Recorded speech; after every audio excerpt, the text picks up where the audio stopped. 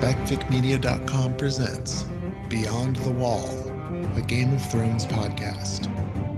With hosts Christiana Ellis, Jute Schubert, Vivid Muse, and Nookchus.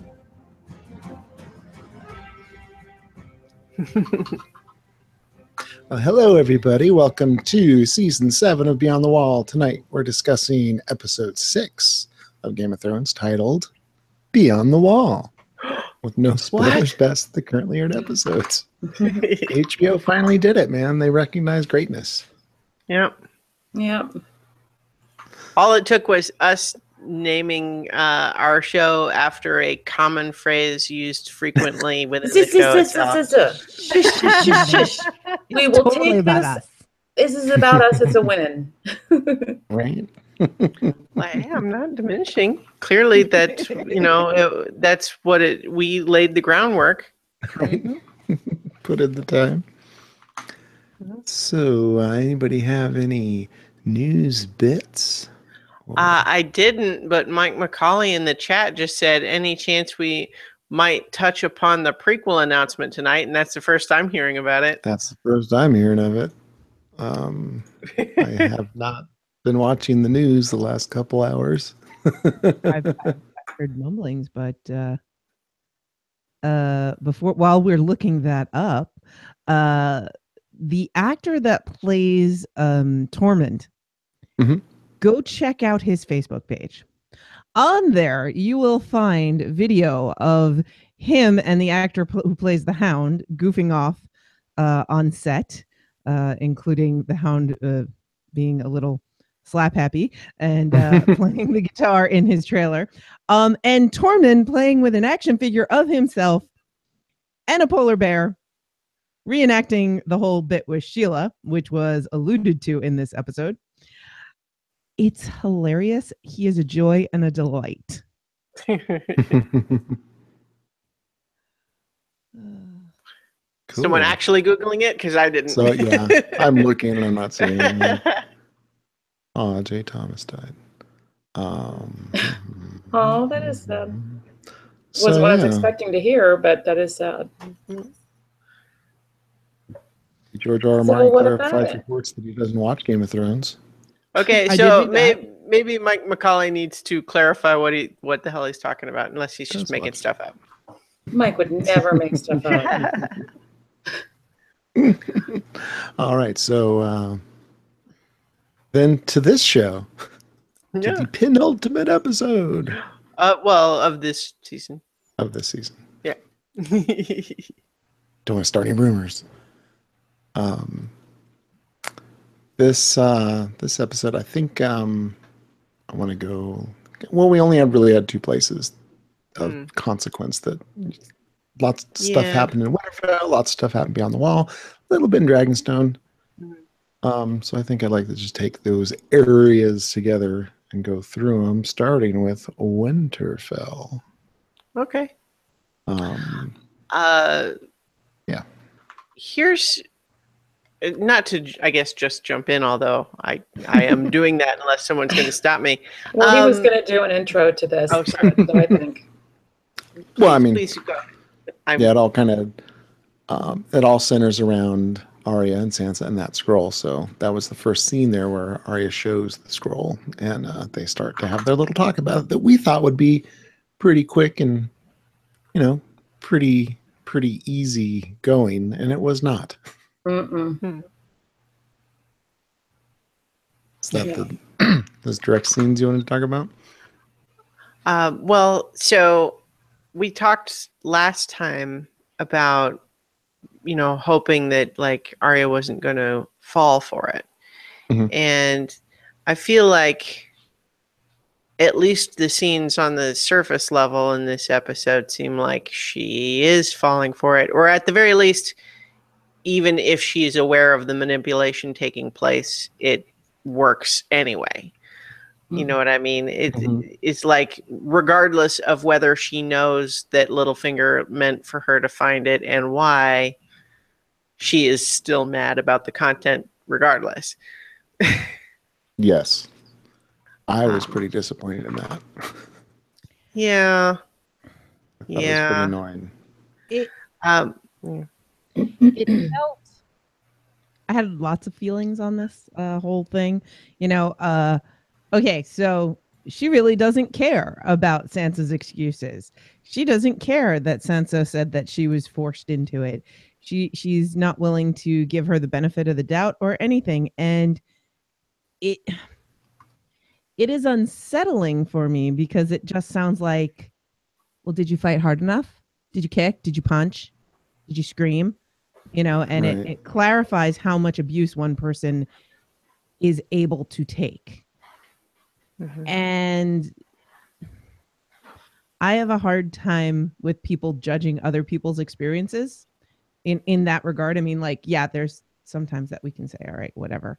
But I don't know. So there was that side of it. And then there was a side of it where I was just like, oh, I should have expected that I couldn't predict Arya's reaction. Well, I like how we talked before they were talking about it. No, I'm sorry. So when they first were reunited, like, okay, so of course they're going to catch up.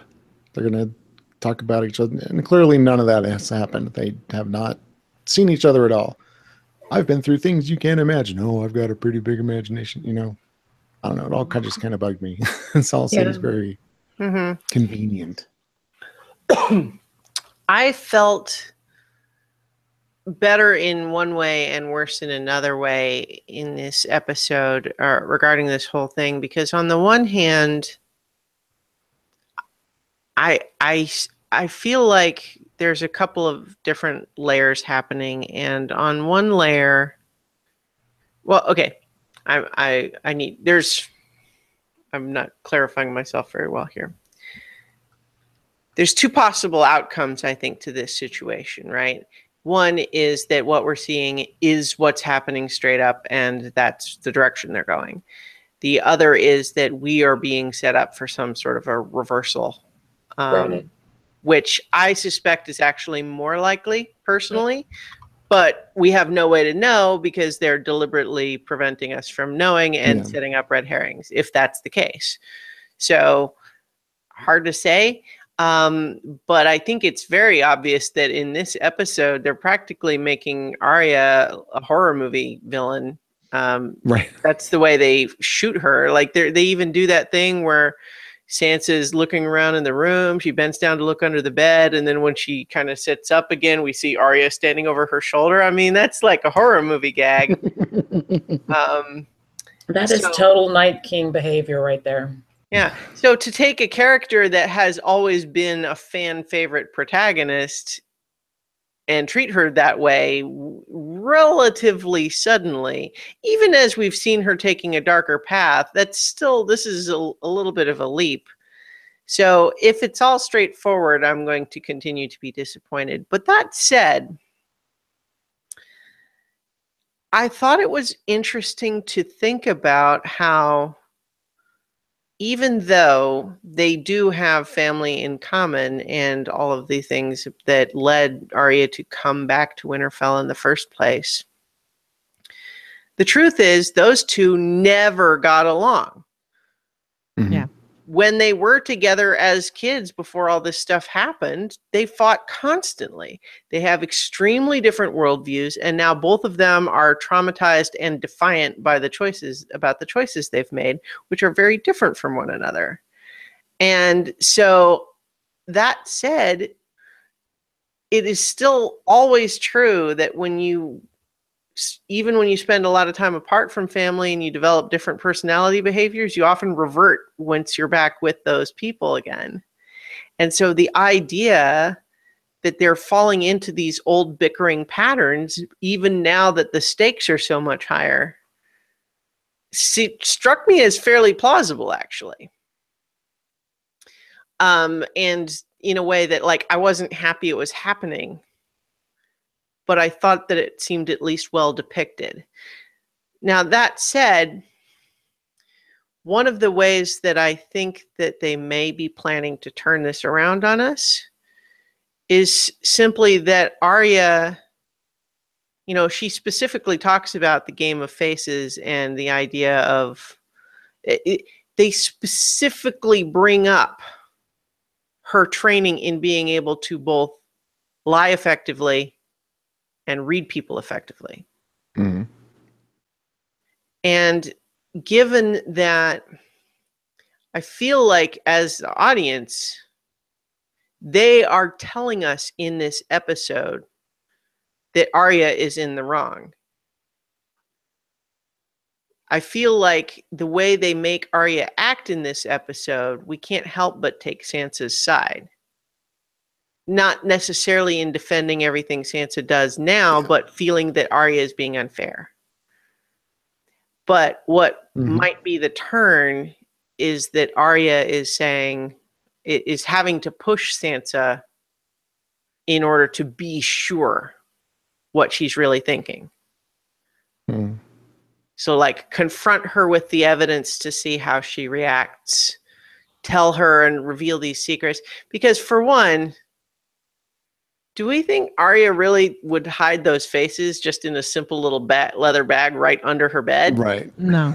You wouldn't think so. That seems unlikely. Especially when it was obvious when Arya shows up that it's not like Sansa had rolled well on her stealth check, so to speak. So that seems like it might have been a setup. But yeah, so I can't help but wonder if that's what's going on.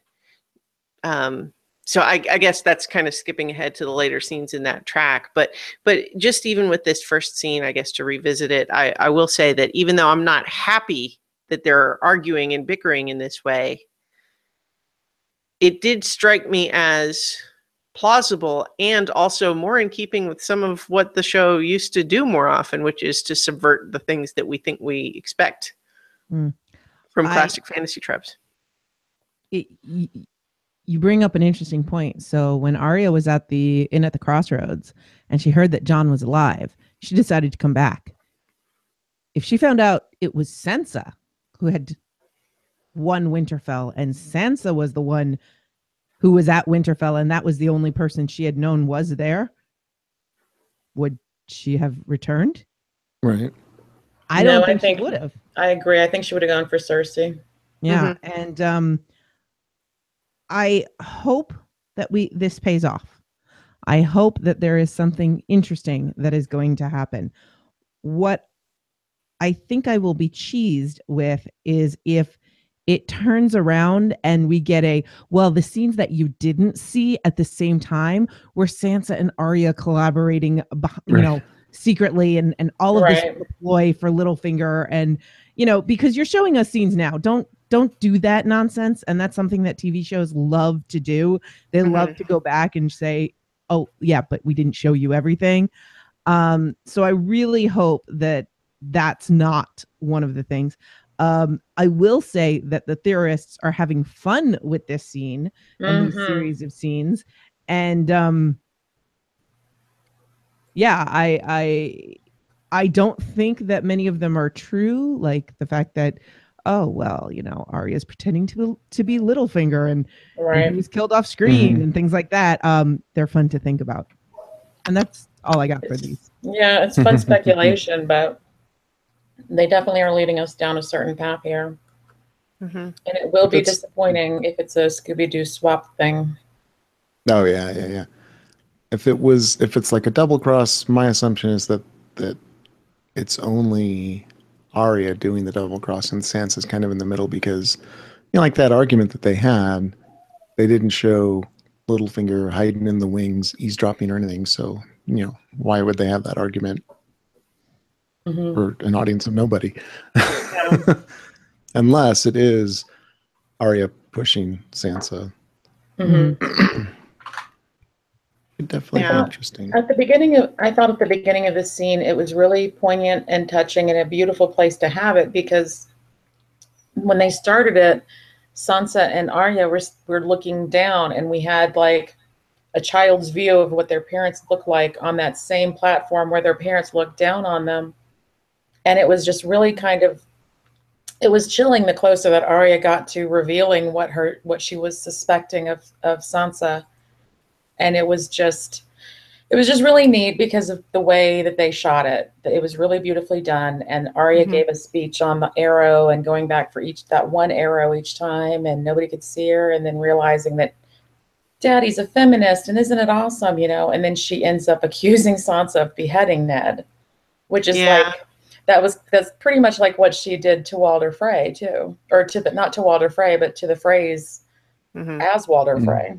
And it just, on the one hand, it seems so much like her, but at the same time, it's like, you know, moving around within the scenes with Sansa and Arya, like Christiana, that scene with Littlefinger, his speech pattern and Arya's speech pattern were remarkably similar. So I can see why people were thinking that Arya might be wearing Littlefinger's face, but I just don't think otherwise that we're getting any indication to make that conclusion. Like, well, not only that, speculation.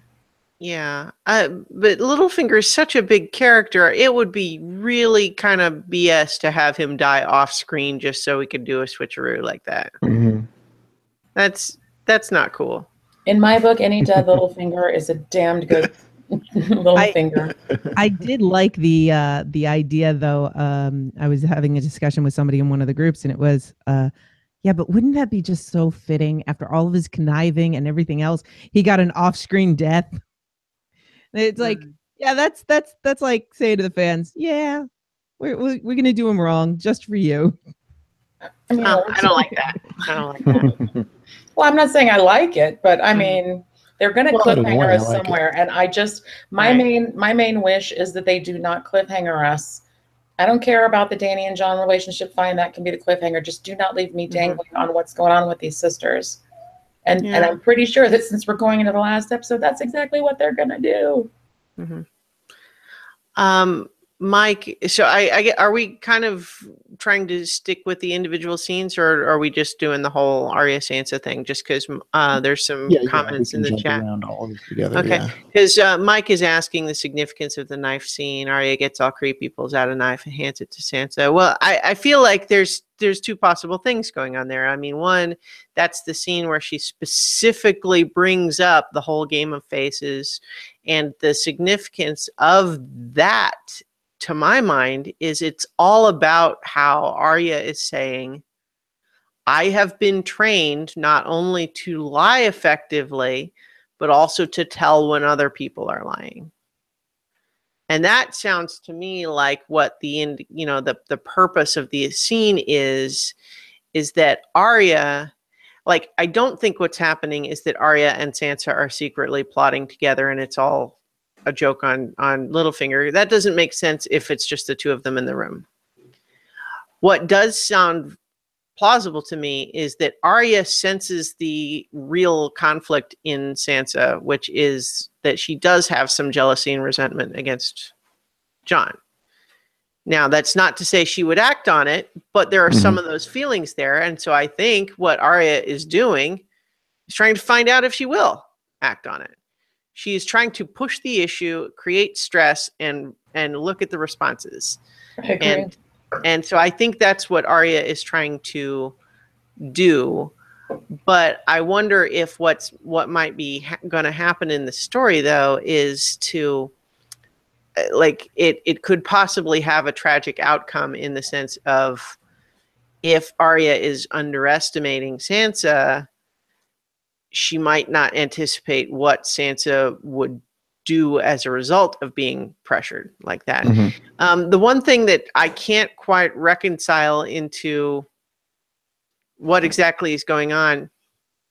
Sorry, my dog is sniffing around stuff behind me. Sansa sending Brienne away, especially after the scene with Littlefinger, where that they imply that the reason to send Brienne away might be because Brienne would intervene if one or the other sister tried to do something. But for Sansa to send Brienne away, if we're meant to believe that it's related to that, would suggest that Sansa is planning to do something to Arya, which I don't feel like is supported from what has come before. Like, that doesn't make sense to me. Now, the flip side of that is, if with this invitation from Cersei, what, what should she do? Like, because she probably shouldn't go. Not only would she not want to, but also the lords were already mad about Jon going. If she were to leave too, that's just kind of like, no. So I don't, so it makes sense to me that she would send someone, and Brienne seems like a reasonable person to send. And then also from a meta level, getting Brienne down there where she can interact with those characters again seems good. But the idea that it's maybe somehow tied to what Littlefinger was saying bothers me. And the one other thing about that Sansa and Littlefinger scene that irritates the hell out of me is she says, I haven't even heard from Jon in weeks. And I'm like, what? Why not? There is literally no reason he wouldn't have sent several ravens. Yeah. Yeah. So that struck me as fishy. Or maybe it took them weeks to hike beyond the wall. So the last raven was from Eastwatch. I don't know. Well,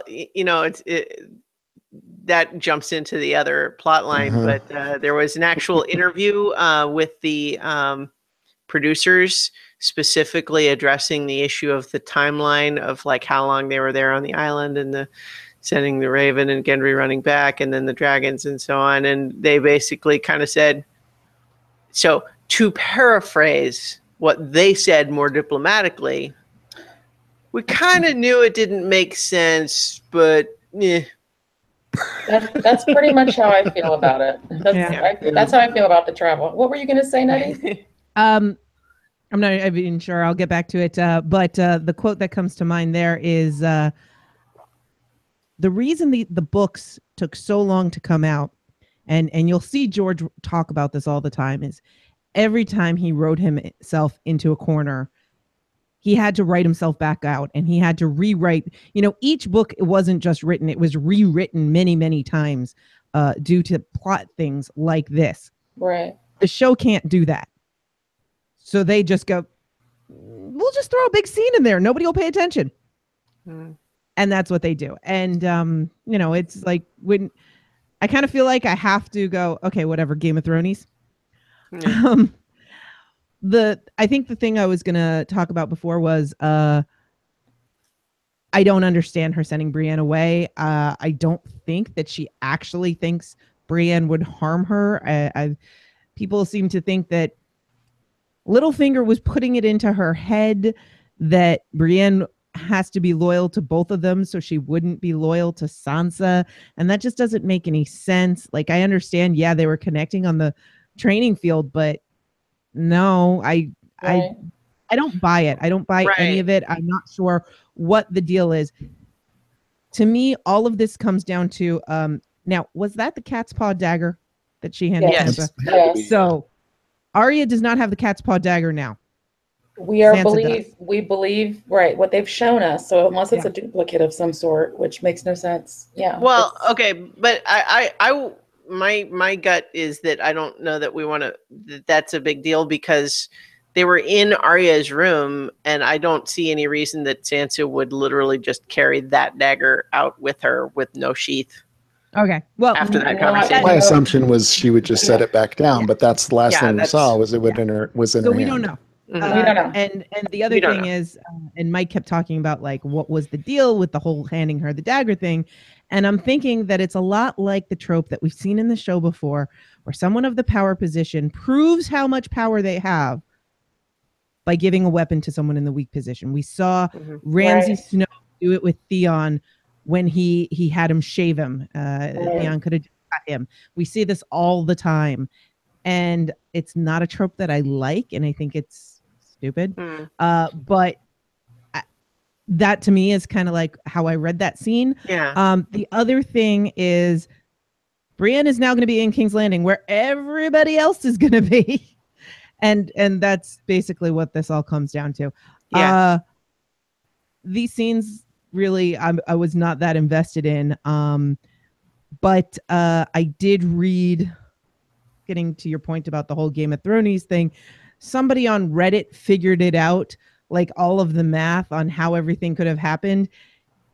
And I looked through it and I was like, yeah, but they'd still be dead of hypothermia. So, I mean, we just have to suspend disbelief on some of this stuff. Well, exactly. The show producers themselves admitted it doesn't make sense. It doesn't. We just went for the cinema. I just don't care. I mean, the subject holds no interest to me. Yeah. We've got flying dragons. We've got all kinds of shit. I just don't care about the timeline. I've been waiting decades for this.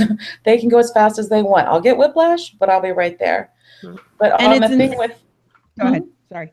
No, go ahead. I was just going to say, and it's insane that John's not written. Like, he's received ratings. Yeah, that's just dumb. No word back. Especially since for a large chunk of that time, he's literally just been sitting around Dragonstone moping. Right. Yeah. Like there is literally no reason for him not to have sent a Raylan. No. So Chooch and I were talking about the Arya and the Littlefinger and Sansa scene, and the only thing that I can come to is that either there's a big, face-changing switcheroo, and Arya doesn't want Brienne around for it because she's the only. Uh-oh, we lost Viv. Oh, you dropped. Oh, mid-sentence too. Just as a space filler, to echo what Nutty was saying about handing over the knife, like again, whether or not we like that as something for Arya to do, the impression that I definitely got was Arya saying, "You." Yes. Yeah. Sorry, you were in the middle of a sentence, Viv. Yeah, wasn't I though? Sorry about that. Was just that, I don't think it's a face-changing swap, but I can see why some people are going that way. Like I said, their speech patterns when Littlefinger and Arya spoke to Sansa were the same, but big whoop. She studies people. That's what she does. But it was like the main point was that I just think that Littlefinger likes being the one adult that has some weight with both girls. He doesn't want anybody else there. He doesn't want Brienne there. He wants to be able to pull and manipulate and not have Brienne give input. And I think that he's basically saying to Sansa that, without saying it, your sister's kind of a threat right now. And I don't think we want anybody to intercede on her behalf to the lords and ladies that are here protecting you. That was how I took it, which was him just being protective of him being the quote, Svengali for them. Yeah.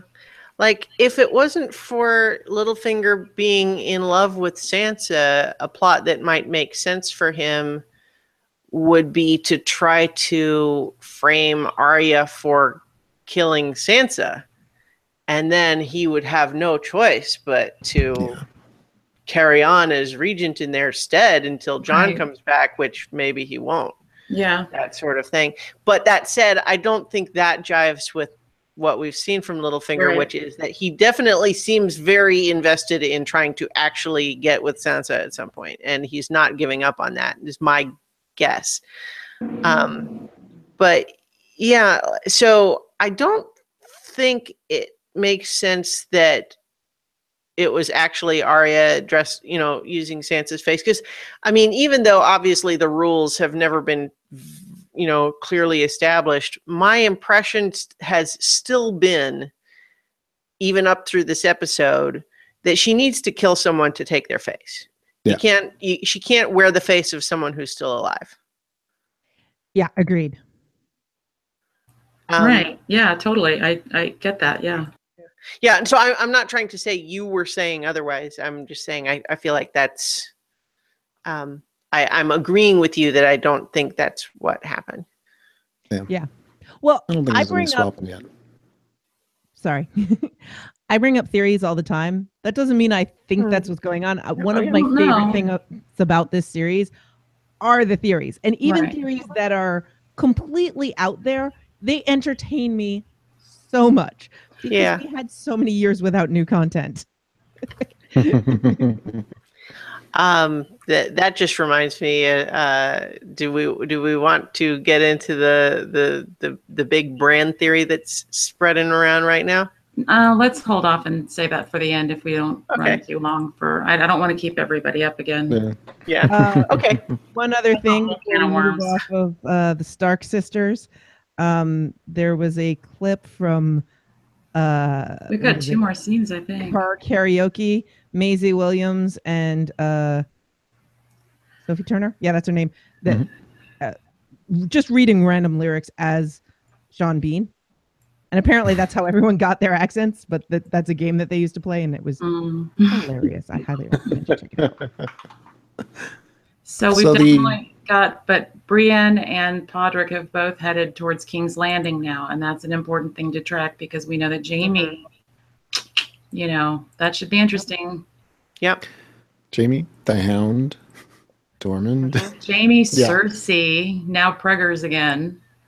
Yeah, Brienne's gonna have an arched eyebrow for that, big time. So is this like, is Brienne falling into a love triangle? She's been in one, honey. Did you see the look that Jaime gave her and the look she gave him back over her shoulder when they were going away from where was it? River Run at the end of season 6. It was very soap opera. It was so precious. I just couldn't live without it. Well, I think they're all mutual respect, though, not romance. Well, Not Tormund. I feel like Brienne obviously has trust issues, so that makes any romantic relationship very difficult and would have to move very slow. But I think that what's going to be really interesting vis-a-vis the Brienne and Jaime dynamic is that the last time Jaime really, you know, was sort of most on the good side of his moral spectrum was when he was with her. And there was this sort of expectation when she left King's Landing with, you know, with the armor and the sword, was this idea of maybe he's turned a new leaf. And he's thinking that too. And they've sort of mutually acknowledged, her recognizing that there's good in him and him noticing her notice it and liking that and that sort of thing. But for him to have sort of gone back to such, you know, it feels, the word that keeps coming to mind is cowardly, because he just kind of keeps retreating back and accepting things that he should know better. Right. And that's exactly, by the way, what you just described is exactly what I meant when I said, OMG, Brienne is going to be in King's Landing with Jaime and Cersei. I just didn't say it as fully as you did, but that's totally it. And I think so I'm not talking about like, oh my God, they're going to bang. I mean, like they have that, you know what? Yeah. Because neither one of them are about that. I just responded to love triangle. So. Totally. No, I think it's going to be really interesting because he's going to be torn again. Yeah. But I think I have a question that I wanted to ask you guys. Do you think it's possible that and maybe it was, I mean, it was always a part of the books, but Arya and her list, the ever shortening list that she has of people that she wants to kill. Do you think that they are, and I didn't read book 5 and don't yell at me for it, but do you think that it's possible that they're merging Arya's vendettas with part of like Lady Stoneheart's saga, since they haven't put that in yet, like the revenge seeking? Because it really ties in nicely together. It's like kind of adorable that mother and daughter have this same kind of vengeful path in the books. Yeah, that's one word for it. What do you think, Chooch? Oh, well, no, you didn't read that far in the book, so I won't ask you because that's mean. Yeah, what do you think of this character that we've just been using initials for this whole time? Yeah. Yeah. Did you have any? Nope, I got nothing. What will be interesting potentially along that line, though, I mean, I don't know if they're trying to connect those storylines, because on the one hand, we also kind of still don't really know how that turns out in the books yet either. But one of the things that's interesting to think about is that Beric Dondarrion and Thoros were on Arya's list specifically for giving Gendry away, which I don't know that he forgives them or lets them off the hook exactly, but he does seem persuaded to stop complaining about it. And so given everything that's going on, I think it would be unreasonable for Arya to feel like she still needs to murder them. So would she still? Right. What about you, Nettie? So I feel like Arya's list was ever important in the books and ever important here. After seeing Jessica Jones, by the way, I feel like the list is kind of like Jessica's street name thing. Especially in the books, it's how she calms herself down. It's how she gives herself purpose. I'm not sure that they're merging Lady Stoneheart and Arya, because I believe Lady Stoneheart was working with the Brotherhood, and because Arya had the Brotherhood on her list, there's some. No, I'm not. I didn't mean like a. No, I understand. I meant just like how they merge different characters and made Roz or whatever. I truly feel like the show writers have no idea who Lady Stoneheart is, and they didn't read any of the epilogues or any of that stuff. And all of us who have been anticipating and waiting and hoping to see Lady Stoneheart are just going to be disappointed. And unless I am surprised, and that'll be a fine surprise. Maybe it'll be one of the spinoffs. Yeah, I'm just giving up on it. Honestly, right? I don't want her to be in the show. Like, certainly not at this point. I feel like if they were going to do it, it's way too late. But I'm also like not really a fan of that plot in the books either, personally. I just remember when I was reading it, it was, whoa, everything's changing. Yeah. This is what happened. And this happened south of the wall. And it just felt like such a big game changer. But I just got to say, as a parent, it was very satisfying to have a mother raised from the dead and go hunt down the people that are fucking with her kids. I can see that shit happening. So that's what happened. That's what Lady Stoneheart is, Chooch. Oops. Shit. We got to edit that out, baby. Yeah. There's a lot to talk about with that character, but let's maybe not today. So getting back to the whole love triangle. So just to be clear, my love triangle is Tormund, Jaime, Brienne. There's no Cersei in there.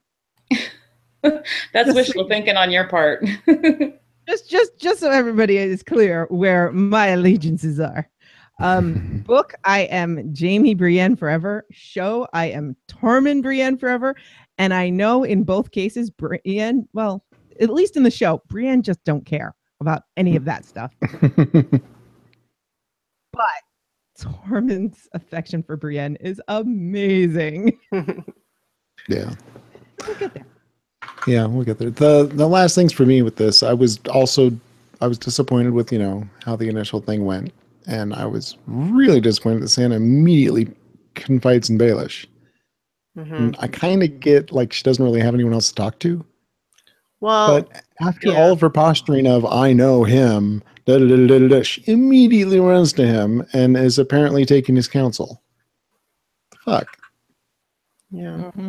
I mean, they might try to turn that around with, haha, we were working against you the whole time. It was a trap. But if that, honestly, personally, if that's what they're doing, I don't like the way they're going about it. Yeah. Stretching it out too long. I just feel like stuff like this is proof that the showrunners are, and I'm doing it in quotes not to negate it, but to stereotype it, they're male. And that's, it's just lumped in with all of the other things that I've disagreed with them. And like that's not what I would see a person who's been through what they've been through and what they've done doing. So I'm just, all right, whatever. Well, I mean, if we want to bring the showrunners into it, not that I disagree with what you're saying, because I think that there's definitely that element that they probably did not even consider. But I think that there's also just an element of, given the show's sort of shift in emphasis, they really just need there to be drama and cliffhangery sorts of things for every plot line in every episode. Even so, like, if the plot would otherwise be Sansa and Arya hang out in Winterfell and don't trust Baelish until Jon gets back, I mean, then why do we even check in on them, right? So they're trying to come up with stuff to happen there. Now that said, I mean, honestly, even though it would not make me happy to have something really tragic there, I would honestly be kind of impressed and respect the show for being willing. You know, we've talked about when the show pulls its punch or not. To have the two sisters really just be completely unable to get past their differences, leading to some sort of a tragedy. That's more like the old school show. Yeah. And certainly the world building has history of siblings being unable to reconcile their differences. Oh, that's a thing. Very true. Yep. Have any other parting thoughts on Arya, Sansa, Baelish? I'm afraid to say a damn thing. Oh, good. I do want to say that not having spoiled it now that we're in until season 7 is pretty remarkable for me. Let's be honest. Yeah. It took a lot Better of than I time. was expecting. I was really dreading this season. Yeah. Okay, let's head over to Dragonstone. Actually, it's really just one brief. The other one will well, it's not really much of a scene. But so this one, Tyrion and Dany discuss brave men and meeting Cersei. Yeah. Which devolves into Tyrion wanting to basically discuss succession, and Dany is not interested until she wears the crown. And kind of turns it on him a little bit, like, you've been thinking about my death a lot, haven't you? But it's kind of his job. But she turns it on him with the whole, right, you know, your long-term strategy, you should need to think about the short term, otherwise you wouldn't have been defeated, which we know is kind of bullshit because it was a good plan. I think it really seems like avoidance on her part. That's how it comes across to me, is that she just doesn't want to talk about it because it's an uncomfortable topic, and so she turns it on him as a defensive tactic. That's how that came across to me. But I don't know what they're doing with Tyrion this season, because first of all, they give him the nice speech about talking about, like, you said you wanted to break the wheel. I'm trying to help you do that because I believe you can, and I know you want to, and I want that too. But some of the stuff you're suggesting and complaining about, why can't I do this, is like, well, because the guy who built the wheel did that. Right. So I kind of have a theory that relates to that, because I got kind of annoyed with her ongoing questioning of his loyalty, because she does it so often. It's like, I wonder if they aren't just trying to show us how he can get so very frustrated with him wanting to believe in a ruler, that he's done a whole lot for her, but he's done a whole lot getting to her and trying to find somebody. He and Varys both agree that they need somebody that has the realm's interests. And I don't think he sees that in Dany. And I think they're showing us how frustrated that he is as it builds to him eventually insert whatever the heck he might or might not do. You know what I mean? I think we're building towards maybe a conflict with Tyrion, and we have to feel justified that he's doing that as the voice of reason, maybe. I just had a horrible thought while you were saying that. Because I agree with you. It seems like they're building to something with that, with her repeatedly questioning his loyalty and him just kind of being frustrated. What if Cersei's plan to try to screw over Daenerys and Tyrion all in one go is to try to somehow convince Daenerys that Tyrion is betraying her? Yeah. That would be effective. It's a very Cersei move too. Yeah. Because and right now, Dany, I think that Tyrion's frustration is real, because all that Dany is thinking about is winning the Iron Throne, at least until the whole battle north of the Wall happened. But up until that point, his frustration has got to be partly that she's not thinking about what's going to happen afterwards, and decimating the Tarly family line in the family house without even blinking an eyelid, because she doesn't put any value on the folks here. And it just, I don't know, it just seems like they're going to really bump heads soon. What do you think, Chooch? Yeah, I could see. Well, and then after Christiana said that, I could see. Well, what if Cersei says, "Okay, as a sign of trust, why don't you hand Tyrion over to us to formalize this truce?" And would she do it? Well, that would be fair because he's seen as a criminal. And so it would be like trying to try someone that was accused of murder because her daddy's still dead. Even if she, quote, knows that he didn't kill Joffrey, she knows that nobody else knows that except for like 2 or 3 other people. Everybody still suspects Tyrion. So she could get away with doing pretty much anything she wanted just with the court of, well, and honestly, she just blew up a sept. She's going to do what she wants anyway. Fuck it, I don't know. I don't know what it's hard for me to see where they're going with it. Well, other than the frustration on both sides, I see the frustration on both sides. So, I wonder if part of what's happening here is that, you know, this jumps ahead to the end of the episode with Danny and John, which we don't necessarily need to get into that scene, except to say that it focuses on how transformative she feels the recent events have been for her. So maybe the whole idea has been to try to set her up as increasingly frustrated and focused on getting Cersei off the Iron Throne and wanting to use more and more, you know, harsh tactics for that and getting over focused on that so that she can now be transformed by realizing there's actually a larger threat. We really do need to focus on that first. Mm-hmm. That's a good thought. So one of the things, it seemed to me like Danny not wanting to talk about her death is like me trying to talk about life insurance with my in-laws. They just won't discuss it, you know, and some people are like that, and it's very frustrating. But the end goal of this scene is reminding the audience that she can't have children, which comes up again later with John. And this is one of when I finished A Dance with Dragons. I think it was a dance. It might have been a Feast for Crows. I don't remember which one, but I remember finishing one of the books and going, what is the point of all of these people wanting the throne if no one can have children? And if that's what you're going to continue, this whole idea of a monarchy or, you know, anything where you have a king or a queen, it's always, you know, if succession is by birth and family and blood, well, none of this matters because there's so many people that can't have any children.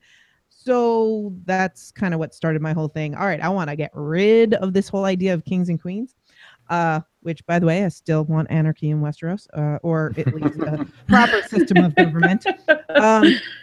And I'm fine with using that line that they just set up for the promos a few seasons back that they keep reminding us of. I don't mind breaking the wheel. I am all for that. But that was basically what I was seeing here. And I have a note. The episode opens a little weird with just the map table. Yeah. And then it jumps up north. Yeah. Anyone understand what that was about? It looked to me like what they were doing was a close-up of the map at Dragonstone and like a super close-up of where they were going. And then it switched to them, which is where they are. So it was kind of representing where they were on the map, I believe. It's like a transition. I think Viv is right. But yeah, it wasn't. I think because that map wasn't really like painted or labeled in that area, it was kind of made it maybe harder to be really clear on that. But I think Viv is right that was the idea. Well, it just seems awkward to open that way. Like if we were going from one scene to another, that would kind of work. Like if the scene between Tyrion and Danny were happening and then we go to the map and then we go to the north. But opening up that way, it just, you know, blocking wise, it seemed odd. I agree. Yeah. They may have wanted to have us a little out of sync for that though, maybe. I don't know.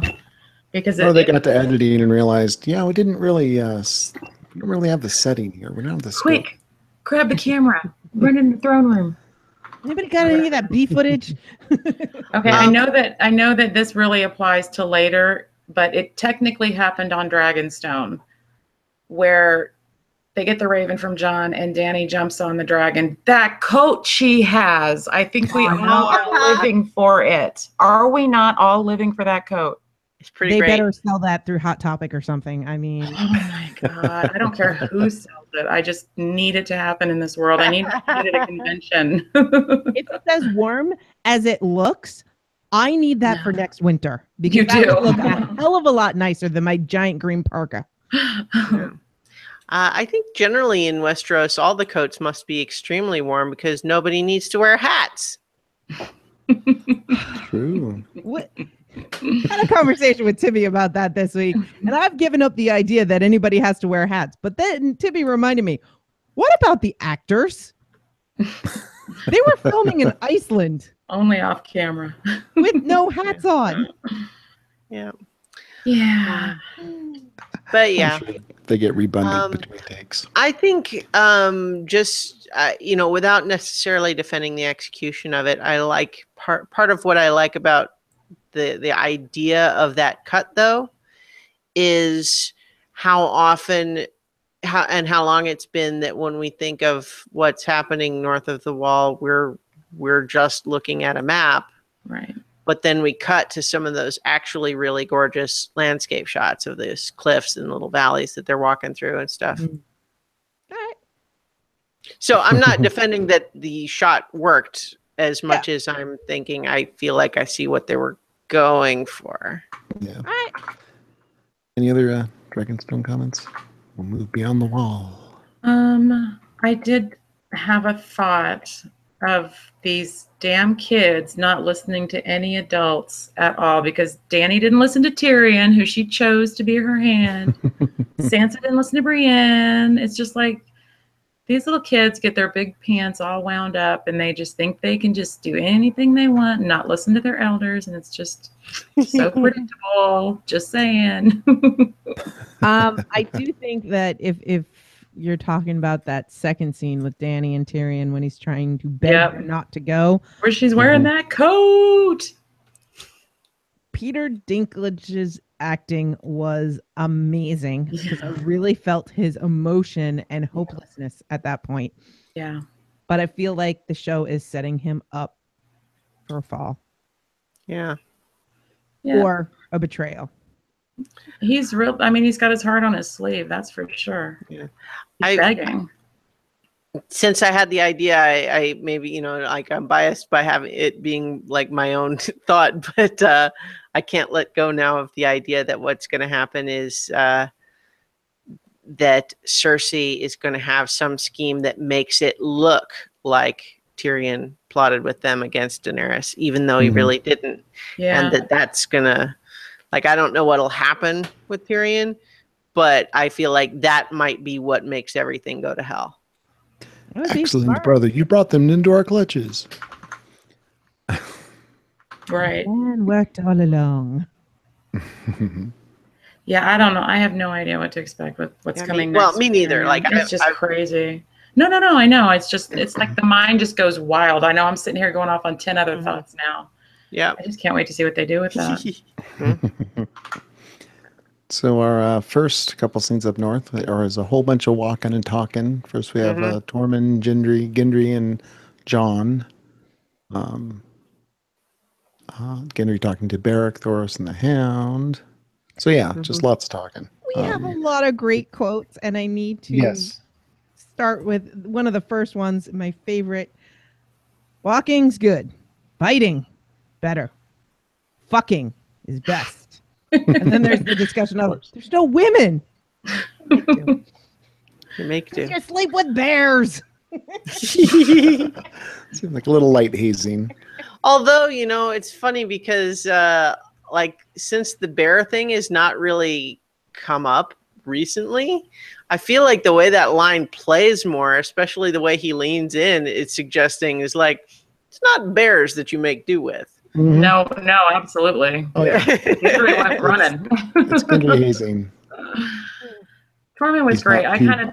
He's not so bright, is he? It's the fighting that's most important. Yeah. I thought Tormund was really amazing throughout the entire episode. They gave him so many great little character moments with other people. like, John and Gendry and the conversation that, Tormund just kind of breaks it down. You've spent too much time with us. You don't like kneeling. And how many people had to die for Mance Raider's pride? I would have said it right if I hadn't written it down wrong. But I just think that was like, I thought that was really powerful. Like, as far as like seeing how the wildling is like the diplomat in this group, this Magnificent Seven or whatever.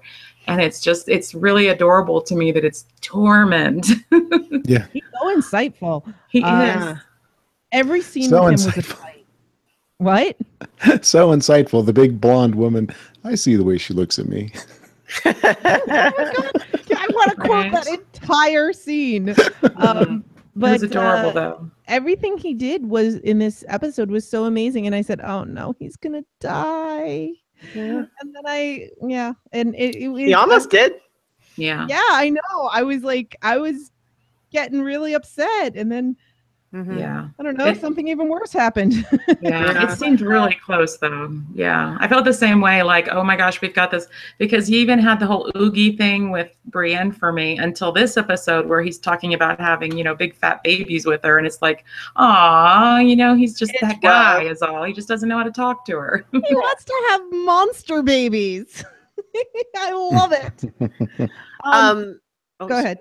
I wanted to jump on echoing something Viv said about Tormund specifically being the one talking to John about, what it means to bend the knee and, Mance Rayder had his pride and what good did that do?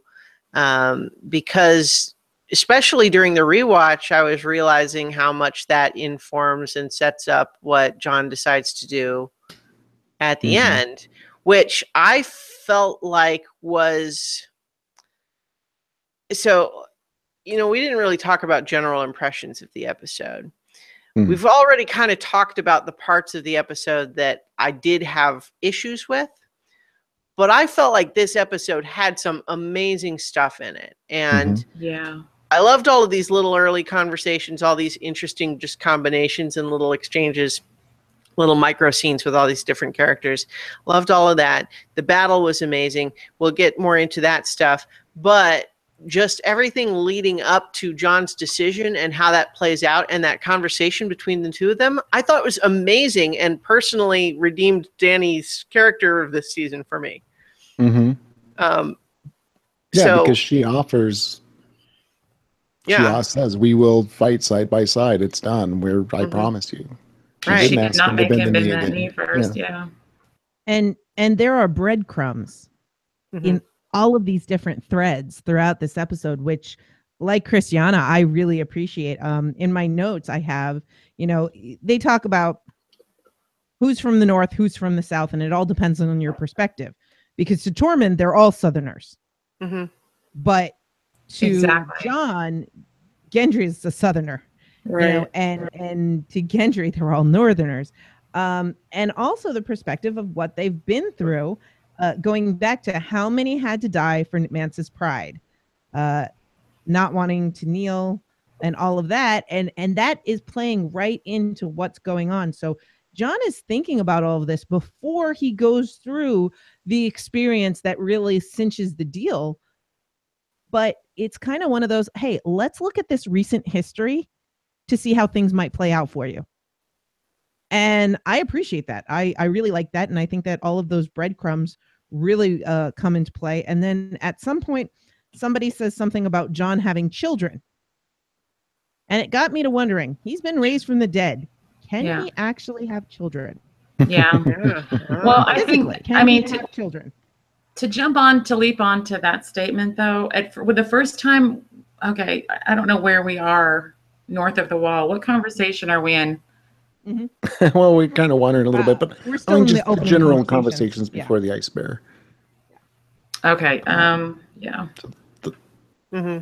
Mine is more about Jorah and the Jorah scene, so I'll hold my thought. Yeah. So that was really the content of the first big talk was John and Jorah talking about Papa Mormont, right? And John offers Longclaw back. Right. And that's when it's said that it's, he tried to give long claw back, and Jorah said, no, it's meant for Jon now and for his children after him. And at first I thought, oh, that's so sweet. He's thinking about Jon and Dany having baby. He's accepted it. And then I thought, holy shit, does he know that, you know, she can't have any more babies? Because that's kind of like a slow burn, if so. You know, like, oh, yeah, you can't have babies with her, you know? Do you think Jorah thought that Jon and Dany were going to be a couple? That didn't I didn't get that mind. at all. I assumed he was talking about Jon and whatever babies you might hypothetically have in the future with someone. I don't. I mean, I think Jorah doesn't give Jon the side eye because he has brown hair instead of purple or something. You know what I mean? I think he's jealous of what he sees between the two of them. And so, I mean, we haven't, as viewers, I haven't seen any chemistry until this episode, but I think Jorah was picking up on it because he's seen her have several lovers. Okay, I mean, you might be right. I'm just saying I didn't notice that. Yeah, that's interesting. I don't know. I got the impression that he was talking about, you know, Jon having it in his family, whatever that is now. Yeah, I was just speculating. I was just asking if anybody else thought that might be possible as well. Well, I mean, it's an interesting question. What does Jorah think about that now? Because certainly we haven't really touched back in on his romantic feelings for her. Yeah, other than being super excited to be able to touch her. So, and we know that he's going to serve her no matter what. So even if she did choose to be with Jon, he would support it, even if it was begrudgingly. Yeah. So in my head, Daenerys is not a monogamous woman, and anyone she's with is going to have to deal with that. And that's fine, you know, and she'll be open about it. Like, but a lot of that has to do with book stuff. And like the whole who's going to sit on the Iron Throne thing. I think, you know, figuring out, who's going to marry Dany is just like, whatever. We could be chasing our tail all day here. But there is definite emotion between Jorah and Dany, in different senses for each of them. I think she sees him more of a protector, father figure type, and he sees her more as like, oh my God, I'm in love with her. I want to marry you. I want you. You're who I should have married all along. And it's a little no. But the scene between them and the sword, I thought was really interesting. And I kept thinking, don't take it, Jorah. You can't take it, Jorah. You just can't. And he doesn't. And we'll get into this a little bit later, but there have been some discussions about, okay, we don't see that much. We don't talk too much about the magic that is used when making a Valyrian sword, but a Valyrian sword is a magic sword.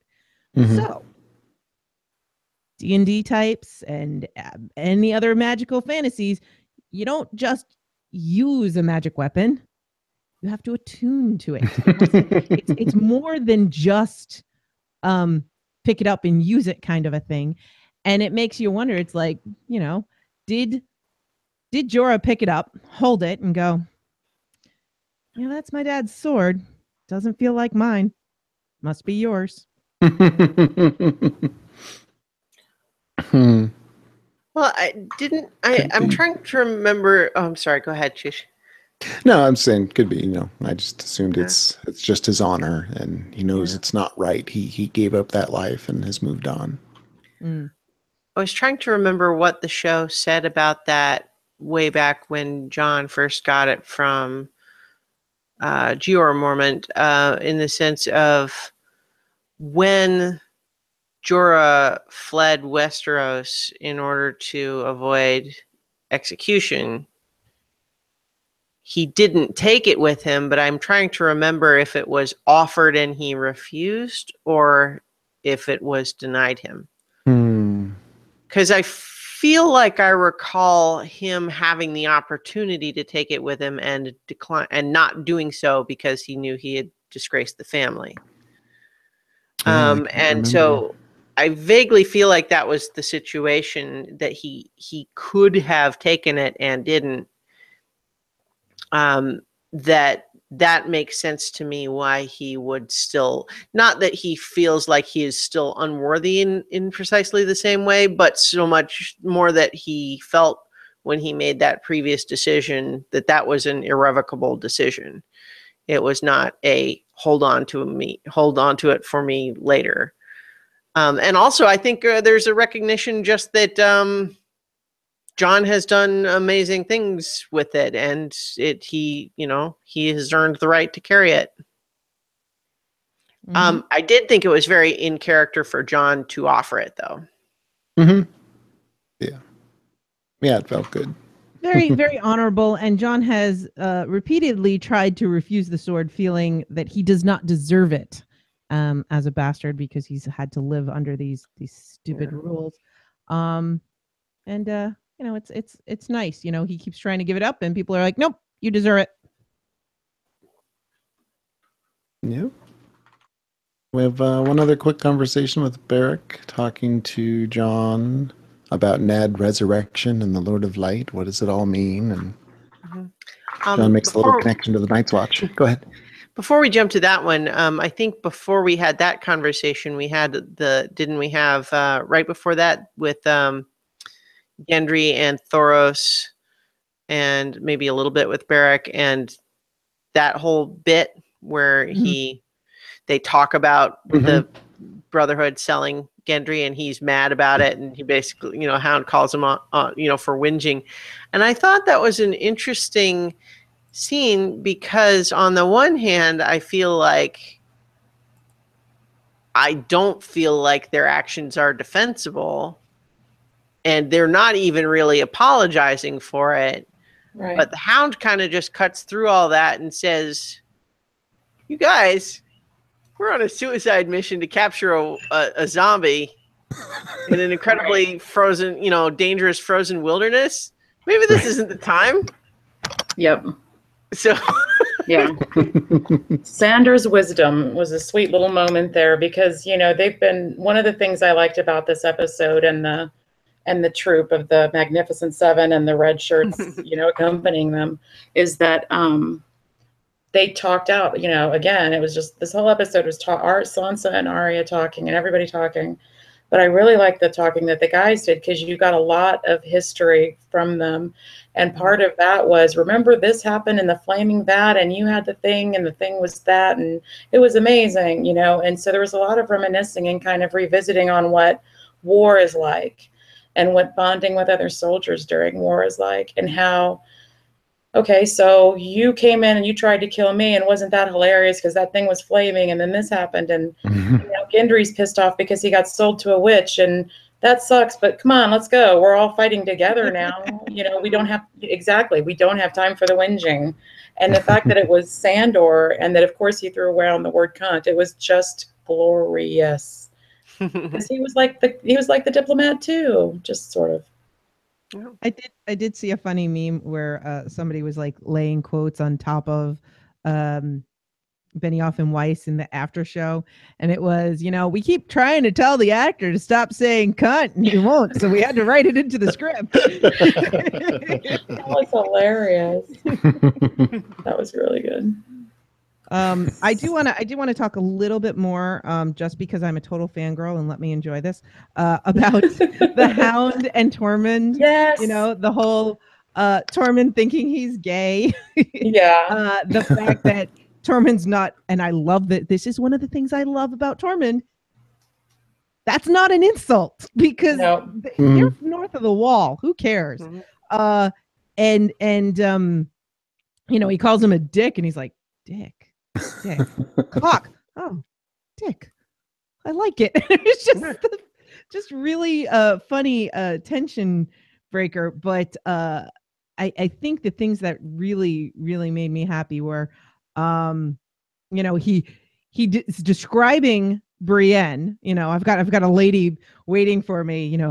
Yellow hair, blue eyes, tallest woman you've ever seen. And man's like, you're not talking about Brienne of Tarth, are you? Yeah. He's like, I want to make babies with her. We'd conquer the world. And, of course, I'm just in love with Tormund at this point. And he's like, I can't believe she'd have you. Oh, well, not yet, but you should see the way she looks at me. What, like she wants to cut you open? You know her. You do know her. Yeah, there's some great dialogue in all of those scenes. And that to me brings me to this wildling culture that it's a little more expressed in the books. But your Grit talked a little bit about it when we had her around, of the idea, and this goes to back to samurai culture, this idea that, wildlings, it sounds like such a sexist culture, but really it's the women that choose, because they talk about how, well, if you want a woman, you take a woman, and if you survive, then then that means she wants you. Right. And to Tormund, the fact that Brienne wants to eat him alive is the absolute turn on to him. And yeah, it's one of these things that, and again, maybe I'm just a fangirl and I'm excusing things. I don't care. Let me have this. If he wanted someone and they really didn't want him, he'd realize, okay, they don't want me. I'm going to take my lumps. I'll let her cut me up and I'll leave and I'll go find a bear. Right. I'm with you. I am very on board with the idea of having Brienne start to loosen up a little bit and be more open to something. And I would love to see her try on a relationship sort of thing with Tormund. I would love that if that happens. What I think the only criticism of the execution so far is that there have been too many moments of him leering at her and her reacting like she's uncomfortable. I feel like they need the next story beat to happen, or to just drop it, because it's starting to turn if they don't keep progressing it. I also would be totally fine if she's like, yeah, I really want nothing to do with you. And him just be like, okay, walks away to the sad Hulk music, but still constantly looking at her. But I think with Tormund, and again, this is a little more book stuff, it is the first overt attraction and pursuing that she's really received. I mean, there's twinges between her and Jaime, but there's nothing overt. And any other time that it's been overt, it's been a trick, or somebody who's after her title, because she doesn't have brothers. And that is, I think it'd be very good for Brienne, whether she pursues it or not, for her to see that someone is genuinely interested in her, for all the things that she's been told make her undesirable. Yeah. And I love that. I agree. I would like to see that happen. Here. Amen. Have anything on Beric and John and Lord of Light? Yes. Go ahead. I thought it was really, it was a conversation that I think that John really needed to have on being resurrected by the LOL. And I really love that there was a moment where Beric got to use that sexy voice and get through a whole conversation that was meaningful and probably just exactly what John needed to hear what he said also, without the Hound walking up and shouting cunt and interrupting him. We got to hear that whole conversation without the Hound ruining it. And that was the thing I think I love, about that, as far as like the character play. Because I think, and that's also one of the things that made me worry about Beric, though, is because he got to have this really nice moment where he got to be kind of profound and stuff. And then, then they go into battle and it's like cringing, going, oh, is this the end? Yeah. Yeah, I thought for sure Beric was going to die in that battle. But the actor is obviously very charismatic. He's great to watch talk.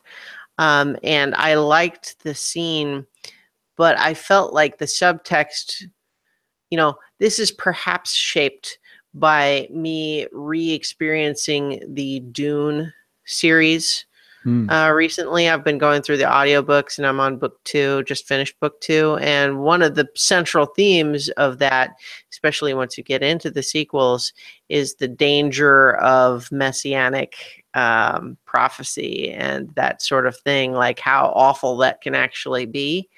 And it just made me think of Barrick's kind of whole thing is, we don't really know who the Lord of Light is or what he wants, but he seems to be against death, and death is scary, so we're going to try to do what he wants, no matter what that might be. And we've seen some of the things that get done in the Lord of Light's name, because the Lord of Light seems to do real magic things without really giving very specific instructions. It's not very clear. And so that's a potentially really dangerous thing. And I can't help but wonder what the show has in mind for whether it's going to try to pay off any of that or not. But also it was such a nice conversation though with Barrick that, yeah, I thought he was definitely going to die. There was a lot of like projected deaths here. Had it been the show earlier, had it been the books, had it been another show, I think maybe one person would have gotten out alive. But we did not get that. I also really like the Hound's interaction with the Lord of Light. He has a vision. He sees the mountain. He knows this thing is real. He still does not respect the Lord of Light. Right. No. Lord of Light's still a cunt. So we've got into conversations and Ice Bear. Zombie Ice Bear. I hope it wasn't Sheila. 2 red shirts, buy it straight off. Yeah. There is definitely so many red shirts, and there was an ill-defined number of red shirts too. Because, for example, when we got to that final battle around in the lake, and all of a sudden there was one more red shirt that suddenly appeared so that it could get torn apart by zombies. I was like, where did he even come from? Yep. I thought they were all dead already. Yeah, Chooch actually was doing a count, and he was like, "Oh, where'd that literally guy came literally out of nowhere." Yeah. Aren't you glad we don't do the deaths anymore? Oh my god. So I actually had in my notes. So the first battle with the bear killed all the red shirts. All right. Now we've got stakes. And then every time something dangerous was happening, there'd be another red shirt appear. Yeah. It was taking me out of the scene, and it was really frustrating. Yeah. You just have to keep your vision fuzzy at the edges. It's okay. Yeah. Don't look at the clock. Don't look at maps. Don't worry your pretty little head. Just blur your eyes a little bit. Yeah. It was the fact that Thoros got mauled and then survived at least that scene. I wasn't sure how I felt about that, just because it felt again like, oh, are we going to have another episode where all of these notable characters are put in extreme circumstances and then miraculously survive? I thought that might be the case when he survived that. But at the same time, the payoff to that, of course, later, given Thoros's kind of whole thing, like his whole arc, for him to die of hypothermia is kind of poetic. Yeah. True. But the Ice Bear was cool. Yeah. And the Ice big Bear was very cool looking. Zombie Ice Bear getting lit up on fire, and then Sandor just totally seizing up. It's charging down at him, and I can't blame him one bit. All right. I just wish that we wouldn't refer to him as Ice Bear, because that's kind of freaking me out with We Bear Bears. Zombie Ice It's not the same. It's not the same. So the other thing we is, can call him White Bear. There you go. The White Bear. All right. Because he was white. So when they spark their swords, and they've both got the flaming swords going. Yeah. Oh my God, that was so cool. And then I'm watching it. I'm thinking, so you got a flaming sword. Now what do you do? Sticks it in the snow. Oh, okay. That's what you do. After you cauterize a wound. Yeah, yeah. That was hardcore. That really was. I love that as a book reader and caring so much about the Brotherhood and Sword of the Morning, is that what he was called? And the flaming sword, that's all anyone ever talks about, kind of a thing. That was awesome. It's also an effective surgery tool for cauterizing test wounds. Yeah. I saw an interview with the actor who plays Barrack, and he said that the flaming swords were a practical effect. He was literally holding a sword that was really on fire. It was not awesome. Now that said, he said it was not like a regular sword prop that they put something on so that it would flame. It was like a special thing. So he said it was heavier, and so it was a little bit harder to do normal sword motions, but he did say it was very cool to be swinging a real fiery sword around. Acting goals. He couldn't swing it too fast or it would go out. You don't think about those kinds of things. Next up, and this isn't just that specific scene, but like as an overall, I think I finally realized one of the things that's been kind of bugging me about this season, and it's really kind of big time going on during the cauterizing scene, which is that lots of looking at this actor, this character looking at this character and raising an eye or making some symbol or making a gesture after they get saved or something in battle, and it's like it's so very high theater. It's like it's almost like they're on stage and they're performing to the back row kind of a thing. But it seems also like that's the only way that they can convey those big changes in relationships, like, between any of them so far or any that come later. But like, even the Hound and Tormund later on, it's like, there's just like these little signals that they give, and they seem kind of soap opera. They're so dramatic. But I've decided to look at them as high theater, and that they have a huge stage, and they're just breaking it down for us real easy, because you kind of have to do that when you're doing it in a visual medium, as opposed to a book where you can say, and Thoros thought that was really damn fine, or whatever. You're just literally going by the looks on their faces. So it bugged me this whole season because it felt like it was getting more frequent with the pace that was picking up. But I've come to terms with it. But how do you guys feel? Did you feel like it was on really thick this episode with that kind of interplay? I didn't notice that specifically, although that really falls in line with something that we've been talking about all season, which is just that the show has kind of decided to exchange any semblance of like realism or plausibility in exchange for spectacle. And so the idea that the emphasis of the show is much more on creating these key moments where I think I actually quoted this article that was about superhero movies, but just the idea of instead of writing scenes, you're writing moments. Like instead of saying, here's what needs to happen in this scene, and here's where the characters start, and here's the conversation they have, and how they're feeling about it, and what happens in the scene. And instead, it's more about like, how can we write a scene that will get us to the moment where Tormund almost dies and the Hound gets to save him? And then so they work backwards from wanting to have that moment instead of figuring out it organically what develops from the starting point. But so the idea that they would build these very, big visual dramatic moments into it, it's definitely along that same line. Ruth. All right. So what's up next? We've got. Okay, so so there's a little more talking. Jorah and Thoros talking about old battles. That to me was perfect. I have a question for you.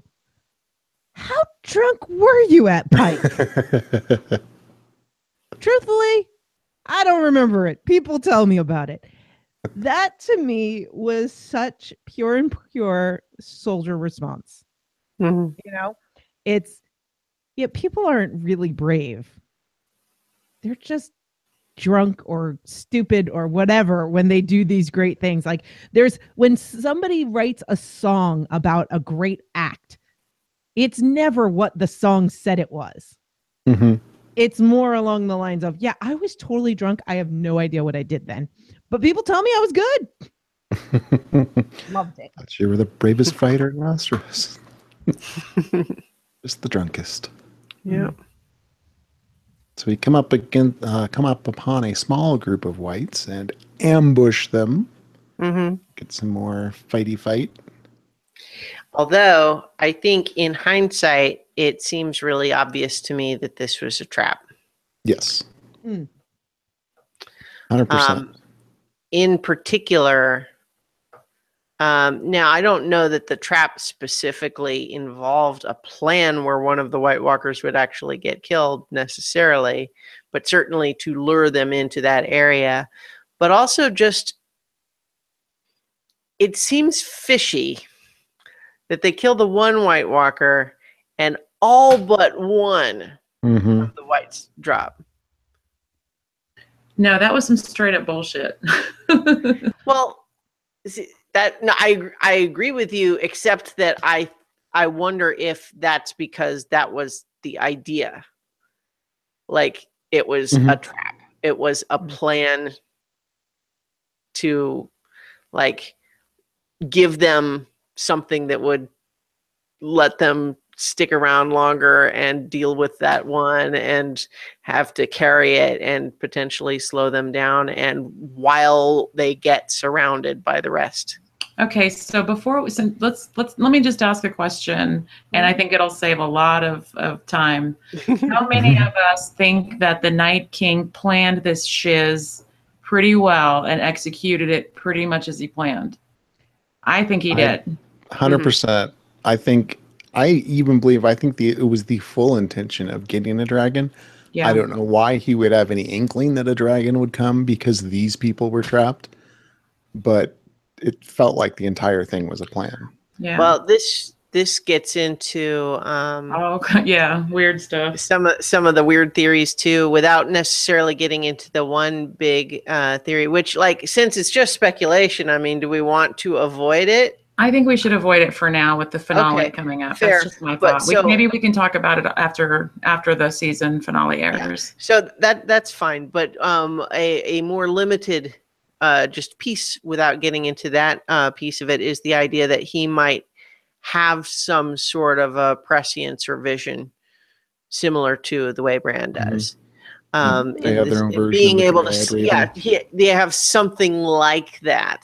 Right. Because, for example, we saw, first of all, in past seasons, the Night King being able to grab Bran through the vision, and then this season being able to force the ravens away. Right, so he's got something. He's got some sense, yeah. And so I suspect that it seems entirely plausible to me that this was a trap, and I don't know that he necessarily knew that he'd get a dragon out of it as much as it was, some of my enemies are coming here, we're going to surround them. And right, but ultimately, I mean, that's totally unnecessary with how many people there are, even including the red shirts, versus that army. And they were fucking spry, because the army poured into that lake and they ran faster than everybody else to specifically cut them off and surround them. They weren't in there waiting. It wasn't an ambush. They didn't come over the mountain. They ran around the lake. And they did that on purpose. They encircled them. That was some serious strategy. So, I'm going to have a dissenting opinion here. I'm not sure that it was laid as a trap right from the get-go. I don't think that the Night King sent in a group that was all made by one guy, except for one. I don't think that the Night King would have ever had an idea that anyone would try to take one of the whites or others. They're whites. Others is the king. Sorry. Take it to King's Landing, because that's a really stupid idea, by the way. Let's bring this highly infectious thing to King's Landing.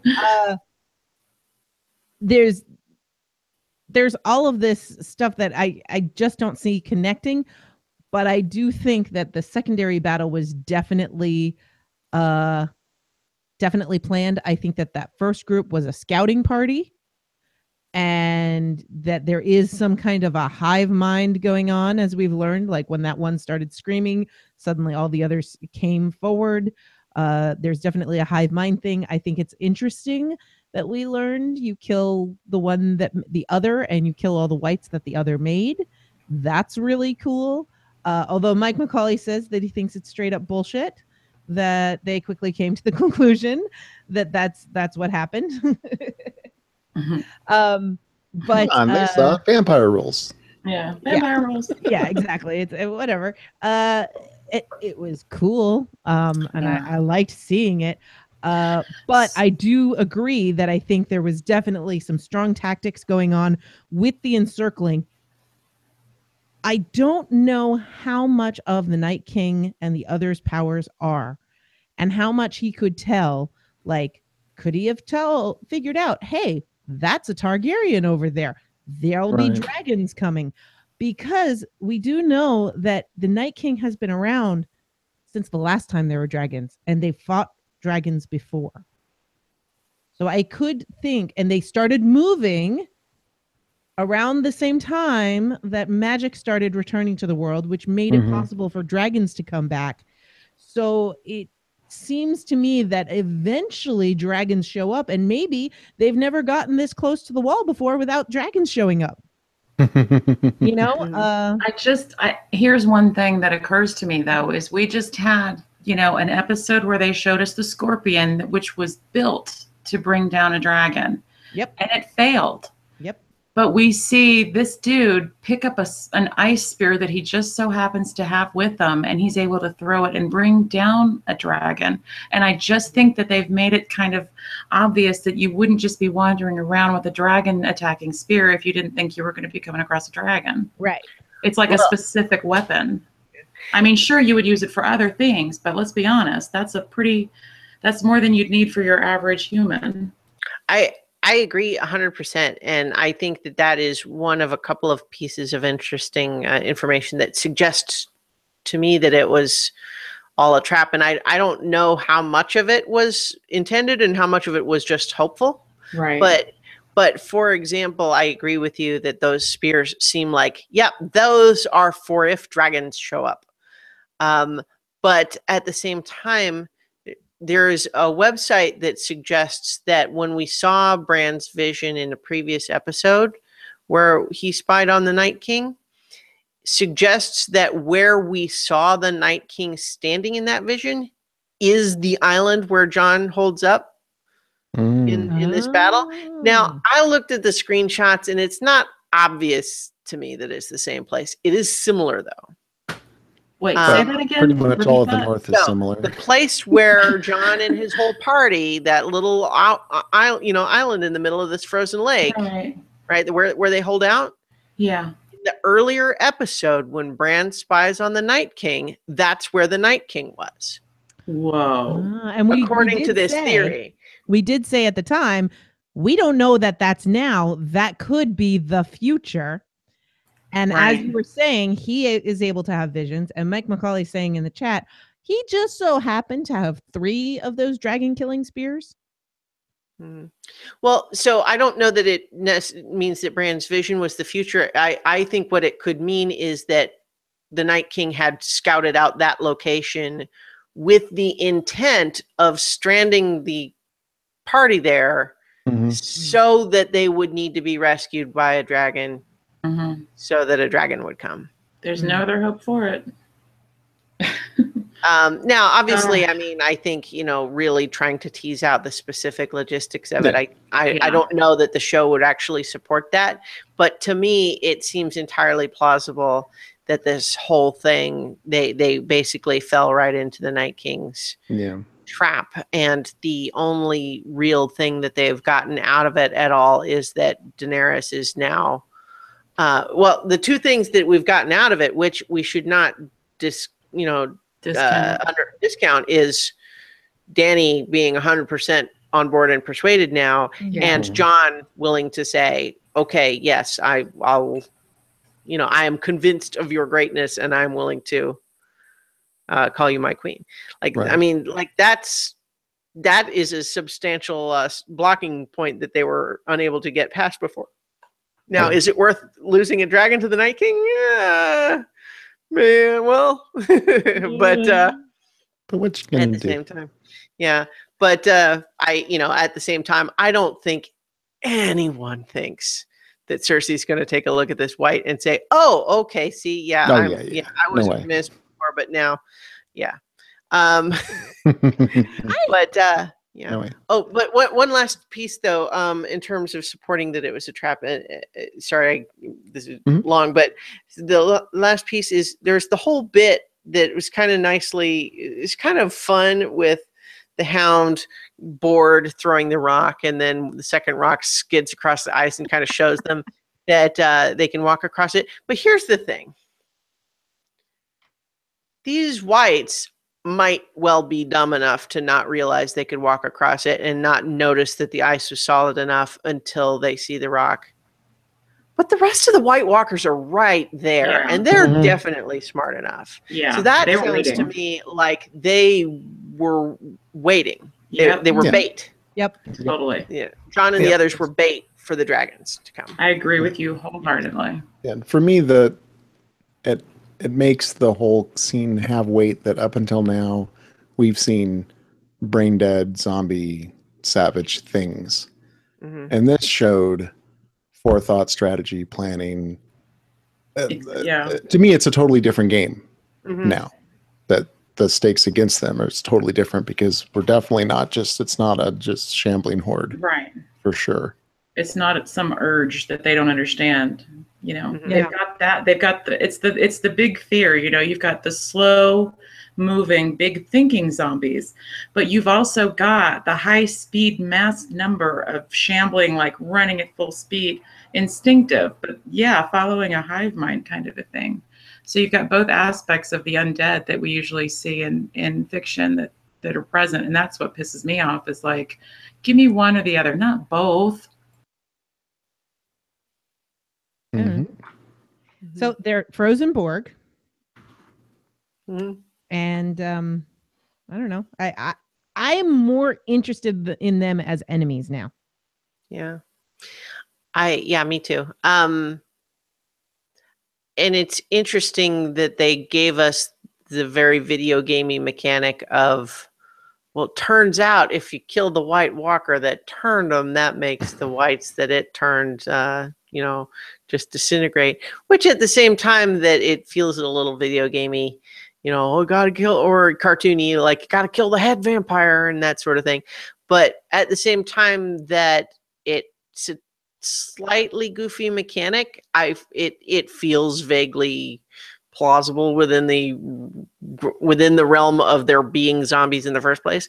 But also it gives justification for making a plan and a strategy instead of just saying, well, we just have to defend against thousands and thousands of these things. There will be potentially more proactive. It makes it more personal that the goal becomes to go after the Night King specifically instead of just saying we're going to hold out. Because if you can take out the Night King, then the rest takes care of itself is the idea. Yeah. I do think that, unfortunately, due to the fact that Edward Herman has passed, that we've missed an opportunity of having like a really cool head vampire. Yeah. Yeah. Yeah. But at the same time, it's also it turns, or it risks turning them, all these whites, into kind of what's become sort of an action trope now. I mean, like think of like Age of Ultron. He had all of the little, like all the little mini-me clone soldiers that were just disposable, bad guys, so that the Avengers could fight tons and tons of them, right? And then you got the one real one, and anyway, it's going to be fine. But I agree that I think the strategy on display here, not to mention the actual loss of a dragon, which just really felt so. We've talked in earlier episodes about the show pulling a punch and not, like really feeling like there's a wait for a character to die and then it didn't happen. Mm-hmm. Well, in this one, there was a couple of characters that I thought were going to die that didn't. And I feel honestly like it could have killed a couple more of them. Like, for example, like, I'm glad Tormund is still around because he's got that unfinished business with Brienne that I feel like they have to deal with. But like Beric and Jorah, I feel like we could have said goodbye to them in this episode, and it would have felt like they completed an arc. But to lose a dragon, like, I did not predict the idea that we would get dragons versus White Walkers this early. Yeah. I thought that was going to be an end game thing. And in fact, actually, the thought crossed my mind when the dragons first showed up is like, could we have been somehow fooled all along that we always thought that it was going to be dealing with the Iron Throne first and then the fight against the frozen zombies? What if they actually reverse it and they deal with one sooner than that, and it's only after that we deal with the rest? But no. But yeah, just for example, one of the things that just makes the whole situation feel extra real is just the idea that, one of the fun fan theories was the idea of the 3 dragon riders, right? Well, yep. How's that going to work now? When the dragon went down, all I could think, like, first off, I was horrified, absolutely horrified. You all know me and my dragons. But as it's going down, the first thing I thought is, well, now they have a dragon. Because it's not just that we lost a dragon. Right. They have a dragon. Anything that dies north of the wall that hasn't been burned, which is why they burned Thoros, turn. And they didn't just turn him. Mm-hmm. So I although I do feel like the whole with the chain scene was kind of like an after credit scene. Yeah. Turn the show off. Couple of things that I have. So one of my notes, and we did discuss it a bit in the chat, but I do want to bring it up on the show, is I feel like there should have been a lot more dragon glass. I feel like everybody should have had dragon glass, but as it is pointed out to me, there was actually more dragon glass than I realized. I saw that Tormund had some on a stick. Mm-hmm. I am told that Jorah had dragon glass, and we know the Hound did because when he saved Tormund. Mm-hmm. So, yeah, the Hound was alternating between some dragon glass daggers and using Gendry's hammer, which just out of nowhere he told Gendry, "You'll run faster without it." So yoink. Yeah, which I thought was like, oh, Gendry's gonna die now. Yep. Like so many people, it's like, oh, they're gonna die. They're gonna die. So they've said as we were watching it, he's dead. Yeah. Well, here's the thing, though. There was a big theory online when the trailer for Beyond the Wall aired. Immediately, people, of course, went, screen by screen by screen, and there was an outcry about, oh my God, Gendry dies. Gendry dies because Tormund is using the hammer. Right. So as soon as he says, "Give it to me, you'll run faster," I was like, "Oh, thank God!" They just immediately as soon as that happened, for some reason, I felt like Gendry was going to be okay because they explained why Tormund had his goddamn axe, and everybody scared me for no reason. Thanks, internet. That's why spoilers can be dangerous. I know. Yeah. So we lose Thoros, which, by the way, was the first. You're like, all right, he's dead. Oh no, he's not dead. All right, so he's kicking, and then okay, yes, now he's dead. He's really dead. Mm-hmm. And I just oh, sorry, I didn't mean to interrupt. Go ahead. I was just gonna say, I just thought, okay, Beric, you're on your last guy. This is the last one. You're at 0. No more lives. No more mushrooms. Yeah. No more lives. I was just gonna point out that that what that means too is that little conversation with Jorah and Thoros about, bravery and just being drunk and like that whole thing, that was basically Thoros's grace note, that was his last bit. Yep. So cool. Last thing he said is bravery is drunkenness. I think Jorah knew that. He's got that kindness to him that as much as he'd shamed his home, his house, and all that stuff, he's got that soldier's nobility, that honor among soldiers kind of a thing. Or maybe not soldiers, but fellow armsmen, whoever he's fighting with. And it's really nice. Mm-hmm. Little pieces. You mentioned, they. Sandor kicks the captured white, and the army seems to get antsy, so shows there is a connection there. Yeah. And they bury the body. And Sandor shows he's proficient with all martial weapons.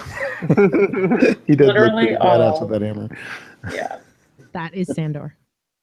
And I did find it interesting, like when Tormund almost bought it, that the whites that had fallen in just kind of jump out and grab him. Yeah. They have no problem with the water. Suddenly, they don't just sink immediately to the ocean like when they were on the other side of that crack and a bunch of them fell in and just disappeared. That, again, I think plays to the whole Night King strategy.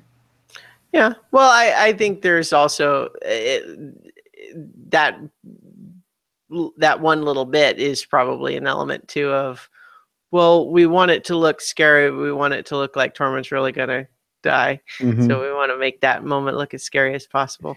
And one can argue that hole is closer to the island. True. So it's more shallow. After Tormund was rescued, I wrote, there are almost no stakes anymore. And I stopped writing until just the very end. I was kind of, yeah. It's a little disappointing. Not that I want to see him die, but I don't want to see Tormund die. I feel like Kathy Bates in Misery. You're not respecting the story. Right. Yeah, I mean, it did feel at that moment when, like, I didn't want Tormund to die, but like I said, because there was a couple of characters that I feel like, it's not so much that I wish death on the character as much as I feel like they've kind of completed their run. I don't know what more story we have to tell with Beric, say, now that he's kind of passed on his philosophy and his discussion of being brought back from the dead, having that conversation with Jon. I don't know where you go from there with that character. But at the same time, that doesn't mean you have to kill him. But when they threatened it with Tormund, who I definitely was invested in wanting him to survive, and then pulled back, I again felt like, oh, this is going to be the Jaime and Bronn all over again. Is that nobody's going to, we lost Thoros, who's like, I think of anybody was the one that was easiest to lose. Not that it's a bad thing against Thoros. It's just, what connection does he have that Beric doesn't also have? Right? Yeah. Other than the resurrection. In theory, it ups the stakes for everybody else because you can't bring anybody back. Yeah. Yeah. So I think that part of it is just them trying to prove to us that they will do whatever they want. You think a character's not going to die, we're going to kill him. You think a character's going to die, we're going to keep him alive. Just to kind of keep us guessing until that last episode. There's some discussion in the chat about whether or not the whites follow zombie rules in terms of bites and scratches. And I think the consensus is that no, it's unrelated. It's not contagious. It's just that if you're dead, you can be brought back otherwise, and they try to kill you, but there's not like a contagion element. Yeah. That's my understanding. Yeah. So the dragon saved the day. We get that little slow-mo hopeless battle pose.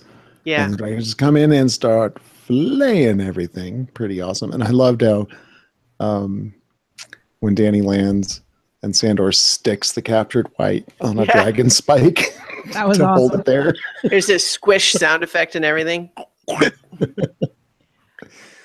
the Night King just calmly grabs a spear and takes down a dragon like you do. Yeah. I hear Canada's trying to Viserion? recruit him for the next Winter Games. Yeah. Was that Viserion? The one that died, was Viserion. I think in the closed captions, someone yells, like Danny, I think yells out his name at some point. That's not super audible, but it's in the captioning, I think. I feel like I heard someone say that. I didn't notice it. So I guess I'm just secondhand reporting. But I want to just take a moment, though, because we haven't really gotten to it, and say that I was more negative on this episode in my first viewing because I was kind of more hung up on the parts that I didn't like, and it diminished my enjoyment of the rest. But watching it the second time, I feel like I really have to applaud the show that even while I've criticized the direction of moving more towards spectacle and less from like grounded and character-based storytelling, when they do the spectacle, though, it's sure spectacular. Yeah. Because the execution of this whole fight scene, like even if we can certainly make, easy to make logistical complaints about like how does that make sense, but just visually in the moment to moment action and just the look when it looks like all is lost, but then fire and the dragon comes in and Danny in her coat looking swarming over there and blasting it through all the obviously it's just special effects at that point, but it's good. Like that was good stuff. I was on board. Satisfying stuff. And then when Viserion falls, like that's a heartbreaking moment. Like and I think the show really sells it well. It looks painful. There's blood and fire and it's crashing through the ice. And it's like, oh my God, that was awful. Notice like his fire goes out. He gets hit, the fire goes out, and he just not only goes down, but just then buried in the water, sinks. That was powerful. It was rough. And then John's tackled into the water and sinks down for the only reason I can think of is because Danny needs to see him with his shirt off. I think so. And we need to say goodbye to Benjamin. With his shirt off so that she sees that the scar and now knows for sure that it's not just a figure of speech. And also for hotness. Right. That's quite the jest. But yeah, that seems pretty unnecessary. Yeah, the whole bit of like having to leave him. Well, but the whole bit of having to leave him behind because we think that he's underwater, and then hi, Uncle Benjamin, bye, Uncle Benjamin. Yeah, that part felt sort of tacked on and rushed. Yeah. But boy, everything up to that moment, like everything while the dragons were still there and all of that sort of thing, and the tension of that, well, especially because John not being able to ride away from the rest of them felt contrived. Because there's this moment where he's going farther and farther away to take on individual whites, and everyone, I can imagine everyone on the dragon going, "What are you doing? Yeah. Leave that guy. Come on." I think he was hoping that was going to be his, like a suicide run. And it just didn't work out that way. It never seems to work out that way for John. Well, I think, the idea was that he is trying to make sure that the rest can get on board safely. But in practice, it feels like they're forcing him being too far away. Well, I feel like it's a very John thing to do. He just watched one of her children, because that's, that's been made very clear that she really does consider those to be like human children. He just watched one of them die because he asked for her help. I think it's totally John-like to try and lead, like to try and go at him and, get away. And it didn't work, and it was bound to fail because it's a freaking army of dead guys, for God's sake. But I mean, I thought it was very John, impulsive, rash, just exactly. And I think it was to his credence, because his instincts are one of the things that make Danny trust him, because he saw the sacrifice of her child. You know what I mean? Yeah. Paulette just in chat says, I like the one meme where Jorah tells John to get on the dragon and John goes, I just need 8 more kills for a quest. I saw that. I was laughing at that. Yeah. But that, logistical quibbles and plot goofiness aside, just the spectacle of this battle was really something. And And I really felt the emotion of the loss of the dragon, especially watching it the second time. And, for all the times I've, and we have, have been critical of some of the things that the show's not doing as well, especially this season, I feel like it's incumbent upon me to also give it credit when it does something good, which it sure did in that battle, I think. Yeah, it was a beautiful looking battle. It was very exciting. And you really felt the emotion with the dragon. It's frustrating when, you're like, Danny, get the hell out of there now. But yeah, like the whole battle, other than losing all stakes completely, I just sat back and I enjoyed it. It's the after stuff that's I have to hand wave a lot of things, like, John getting out of that lake and not getting hypothermia, and nobody gets frostbite beyond the wall except for Cold Hands, and his sword's right there. But there is something about getting out of the lake that I think is important to talk about. I didn't catch it, but I did go back and check it out when it was posted, how when John gets out of the water, we're zoomed in on Longclaw. The eyes open when he comes out. Now, I think that's just an artifact.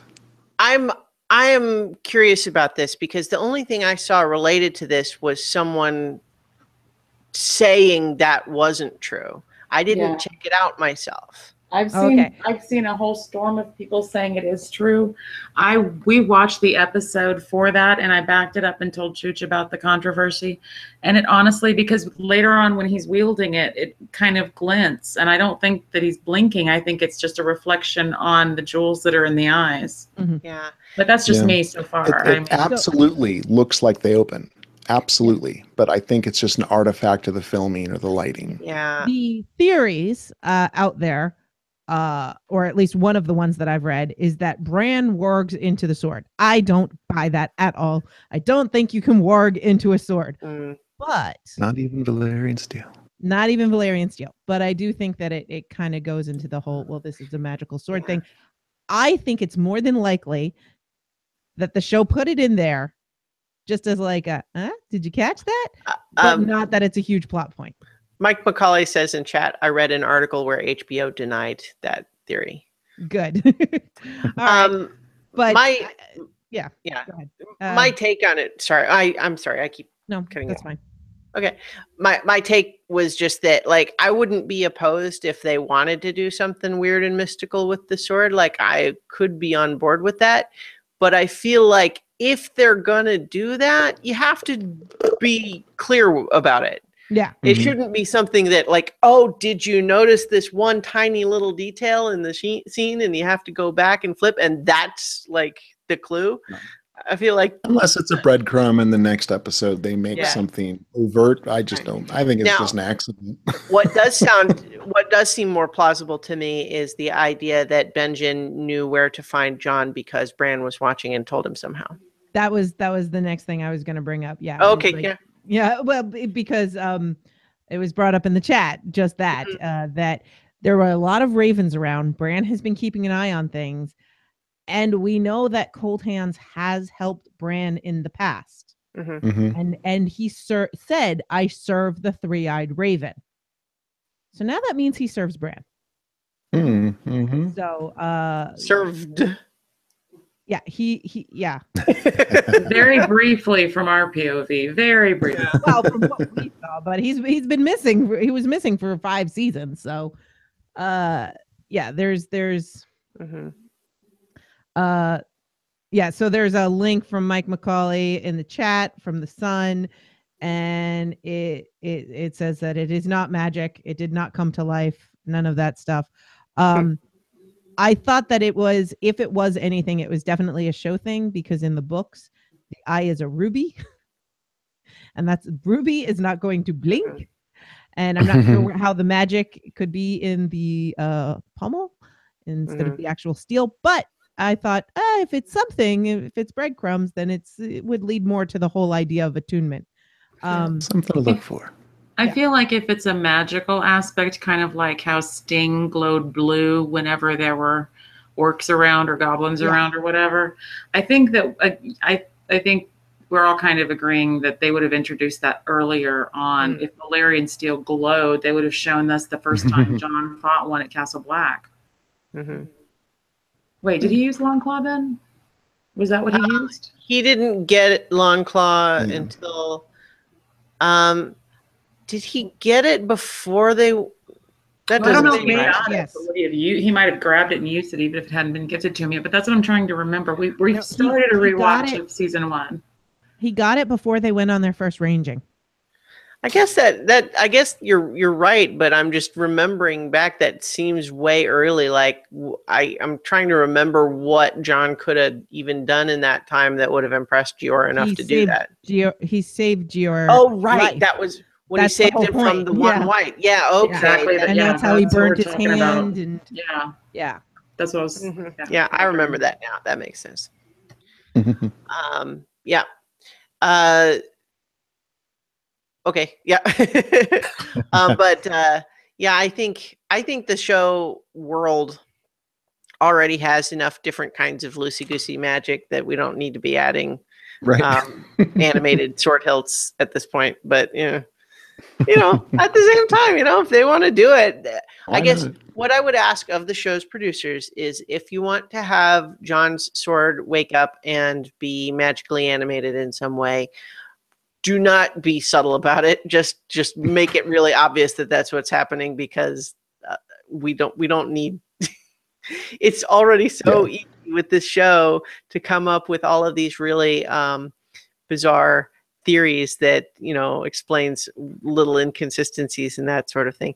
Now that said, the theory that we kind of decided to not get any more into, although it's kind of bonkers and I don't really think it's true, I was actually fairly impressed that I think it had more possible justification for it than most of the bonkers theories I've heard.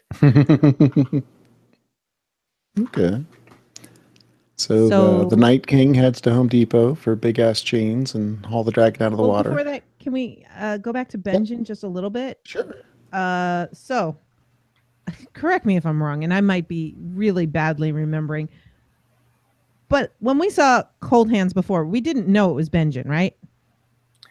I think we did. Yeah, we did. In the show we did. Yeah. It's never been confirmed in the books, but when we did. Yeah, it has been confirmed, not in the book specifically, but by Martin himself, that Benjen is not Cold Hands in the books. And that has been said. And the showrunners also said it. They're like, yeah, we know in the books it's not him, but we're combining the characters. But yeah, the actor did play him in the previous season when we saw the character. So I couldn't remember. It gets to the point where you're just like, how much is my memory books, shows, or theories? I had the same issue actually, because I had forgotten about the previous appearance during my first viewing, and so I was thinking when Benjen showed up that not only was it Jon's first time seeing him, but I was thinking that it was maybe our first confirmation, and I'm saying, whoa, that was a long, slow burn. It was only later that I remembered, oh wait, right, no, we also saw him with Bran. So I just want to reiterate my disappointment in their lack of including Cold Hands for so long.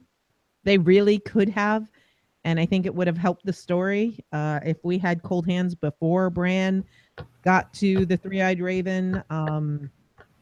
If we had any idea, I mean, we did get an info dump last season where he explains why he's not like anyone else. That the children put the dragon glass in him and stopped the transformation, and he can't go south of the wall and all this other nonsense. It just, I don't know. It feels cheap to me. Yeah. And that's it.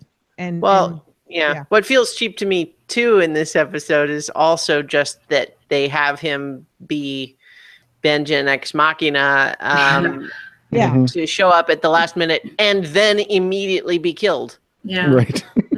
Maybe. What that made it feel like to me is less a matter of, I feel like they're trying to cross off items from the list. You know what I mean? They're kind of trying to untangle loose threads. When we last saw Cold Hands, we didn't know where he was going or what he was going to do. Is he still out there somewhere? Obviously, it turns out he was. But I think that they were looking in this episode to say, hey, we can use him to save John at the last second and then deal with him so he will not still be out there in a way that needs to be resolved. I will say this, that when we did our rewatch, I remembered everything happening, and then it was like suddenly, wait a minute, how does John get away? Because he's under the water and then he's out, and I'm like literally perplexed trying to remember.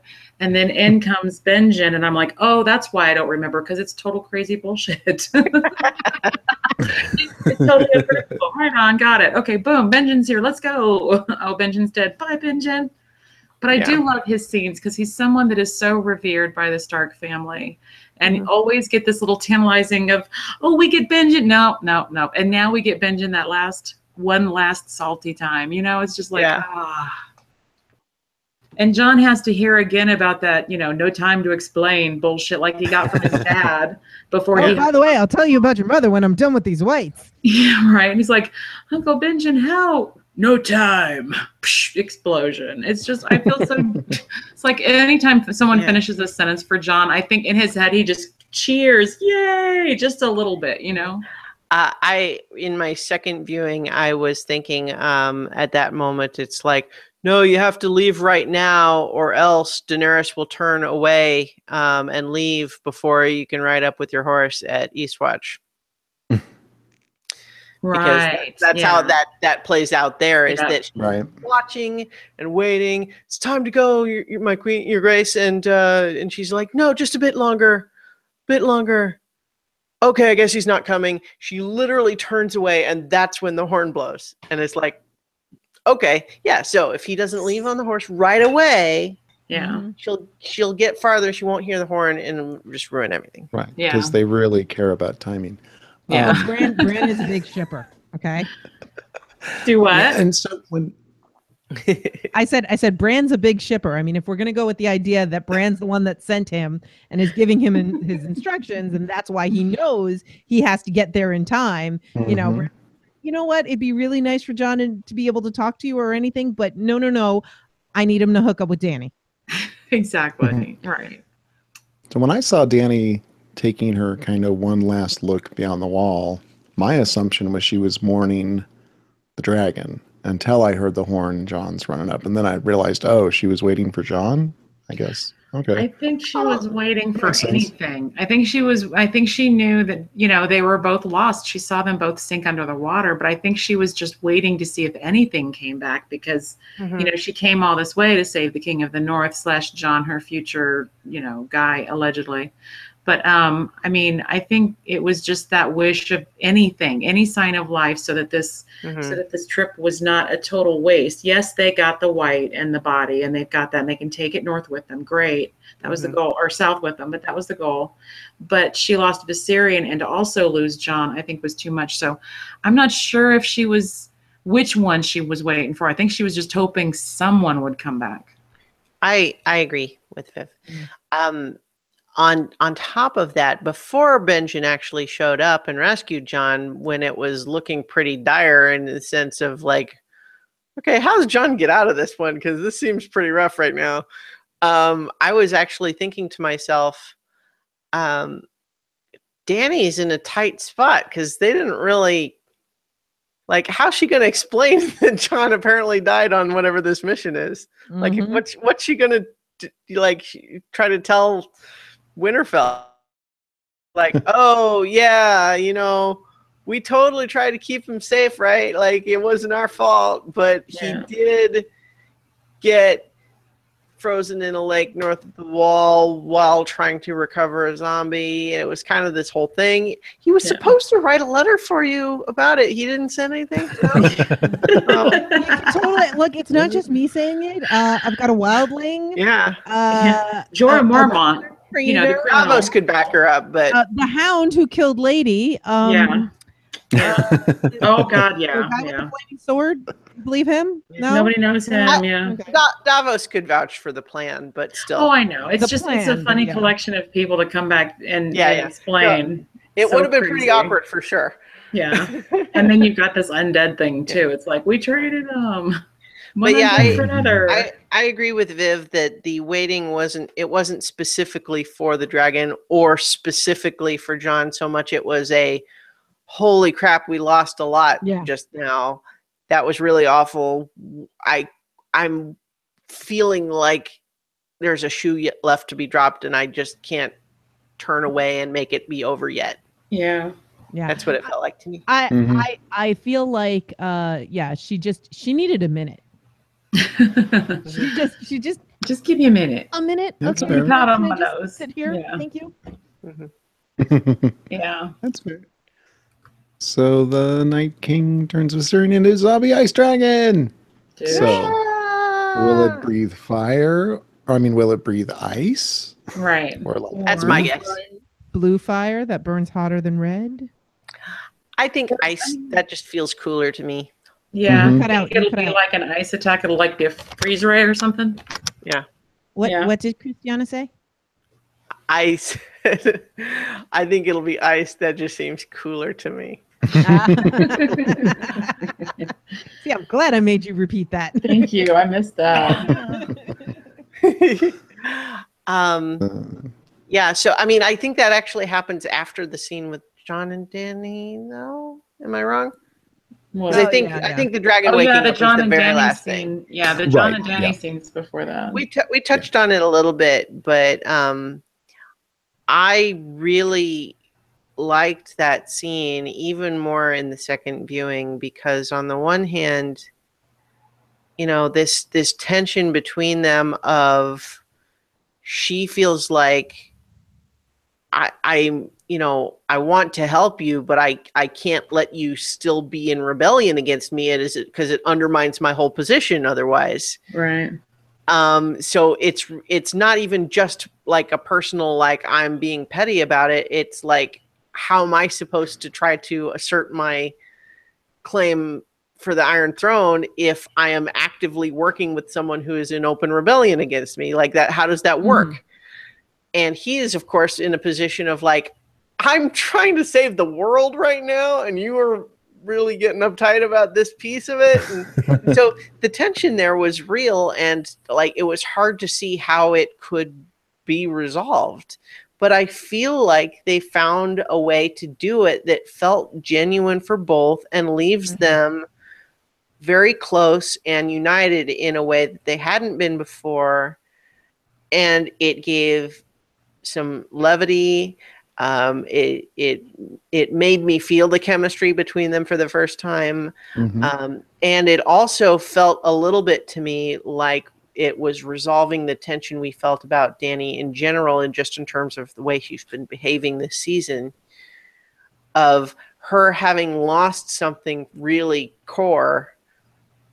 This is a loss that really hurts. This is not like, oh, bummer, we lost the Greyjoy army, the fleet, like that was frustrating. This is personal. Yeah, she lost a child. Yeah, and so that loss, but also being in a position where she can say, even with that loss, I'm not sorry that I went, because she can basically just say, I really didn't understand before, but now I do. Yeah. Mm-hmm. And so that's why I'm not going to force you to do it, but that's also when he is able to say, but I'm ready to now. And I thought it was great. Yeah, it was perfect. Actually saw real emotion between the two of them. Yeah. And it was the most emotion that we saw between them, and I really believed it. Yeah. Yeah, they definitely broke through on that whole thing that I've been waiting to see. And I think it's finally there. They could both put down the whole queen and king thing and just like relate on a human level, since they both almost died together in this thing that nobody else is going to believe is true. Even with this dead guy, they're going to think it's some weird red priest magic or something. So I mean, they're battle buddies now. They're in the trenches together, and it's just. I agree with something you said earlier too, Christiana. I was not expecting dragons versus. I keep wanting to call him the Walking Dead now. Ever since that scene where they're outpacing John, getting around him on that little ice patch, I just keep thinking Walking Dead. But the White Walkers, I wasn't expecting to see a battle between them yet. And I also agree. I assumed that these fools would keep on fighting their little battle over the throne, and that this would come after that was resolved, and that there'd probably be a new ruler after that.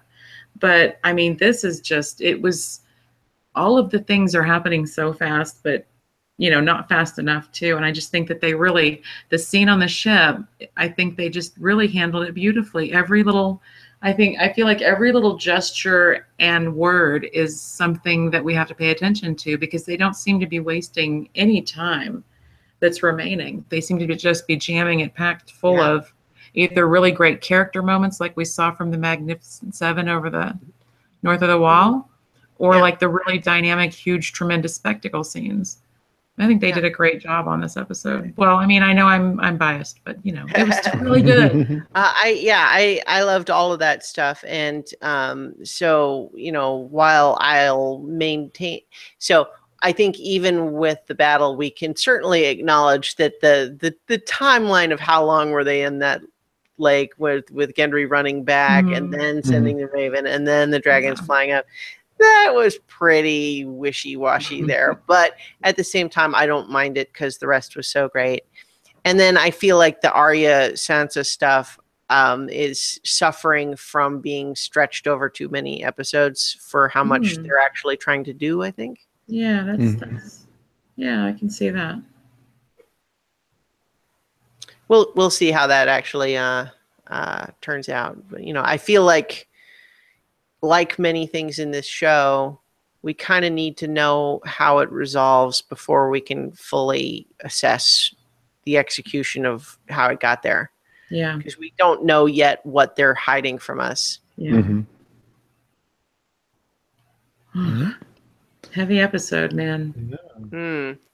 We got through all of it. Have any other thoughts?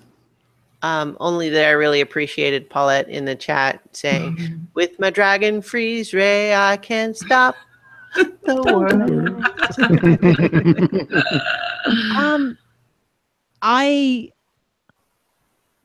As devastating as it is to lose the dragon to the other side, I am really excited about an ice dragon. Yeah. This is kind of cool. Now, there is a book written by Martin called The Ice Dragon, which I highly doubt this ice dragon will be anything like, because that's a children's book. And he has denied that they are of the same world. Yeah, whatever. I don't care. I know, right? I think we're going to find out they're related. To me, it's a fairy tale from Westeros, but I'm so excited about this development. Yeah. Yeah, it's pretty exciting. I'm not going to lie. There was an image that was floating around. I'm not sure when it first hit, but I saw it before the season started, and it was of it was as if it was a GOT poster of an ice dragon with a rider that you couldn't really see. And so, I was kind of spoiled on the possibility of it. So that's one of the reasons I was so suspicious, because I was kind of watching to see, is he planning this, or is this going to happen just by coincidence? Is he going to happen to get the dragon? And so that spoiler, that little graphic was very powerful and hard to forget. So when this happened, it was just like, sob. And then because it came true, and I was hoping it was one of those fake bullshit things. Right. In the show. Now, wait, let me specify. They don't show a rider on the dragon. I think they show a figure with the dragon. In the show, is there much talk? I know that there's a lot less of it, but I don't know how much talk there is about Dany's betrayals. Very little. Okay. I just want to say her dragon turning, to me, might be the third betrayal. Oh, you mean as far as the Oh no! What was that? Was that Mary Masdur? What was her name? Was that her? Miri Masdur. It wasn't though. It was like Kaith or something. Yeah. She was in the city of warlocks. Now we I did forgot get about her. the line about like she did, I believe, receive the prophecy that talked about the betrayals. I think that happened way back in like season 2 or something. Yeah. And it's not been constantly revisited like in the book where she's just thinking about it all the time. Yeah, we just while our kids were here, the kids that live in Texas, our daughter-in-law started watching Game of Thrones for the first time. She wouldn't watch it the whole year they lived with us, but she started watching it season 1, and so Chooch and I were planning on watching it after the season ended. But it's already been so, like, we're like making eyes at each other and eye roll after this scene, like oh, or ooh, or wow, like. Arya is so very little. It's like the Harry Potter movies, such a huge span of time. And it's just like, oh, she still had little baby fat cheeks and everything. Oh, the previously on like really threw me when you saw how young Jon was. Like, okay, we all know how much Arya and Bran have aged. Yeah. But when you see like little Jon. Oh. Yeah, and in that first episode, they shave his beard, so he's total baby face smooth. And it's just like, oh my God, I feel like a bad woman for the way you think about him sometimes because he looks so young. Paulette says, I did like the scene where the Night King awakens Viserion. There was a tenderness there beyond just, I always wanted a dragon. It spoke to me of a backstory as yet untold. Yeah, I could see that. It's kind of like I've been waiting so long for you to return to me kind of a thing. I had this conversation with my friend Mike that I do like talking about Survivor with and so on, where we were discussing the Ice King, or the Night King rather, not the Ice King. The Ice King from Adventure Time is a different character. But we were just, oh my God, suddenly now. It just bends your mind, doesn't it? Yeah. I know. Anyway, that was an unintentional tangent.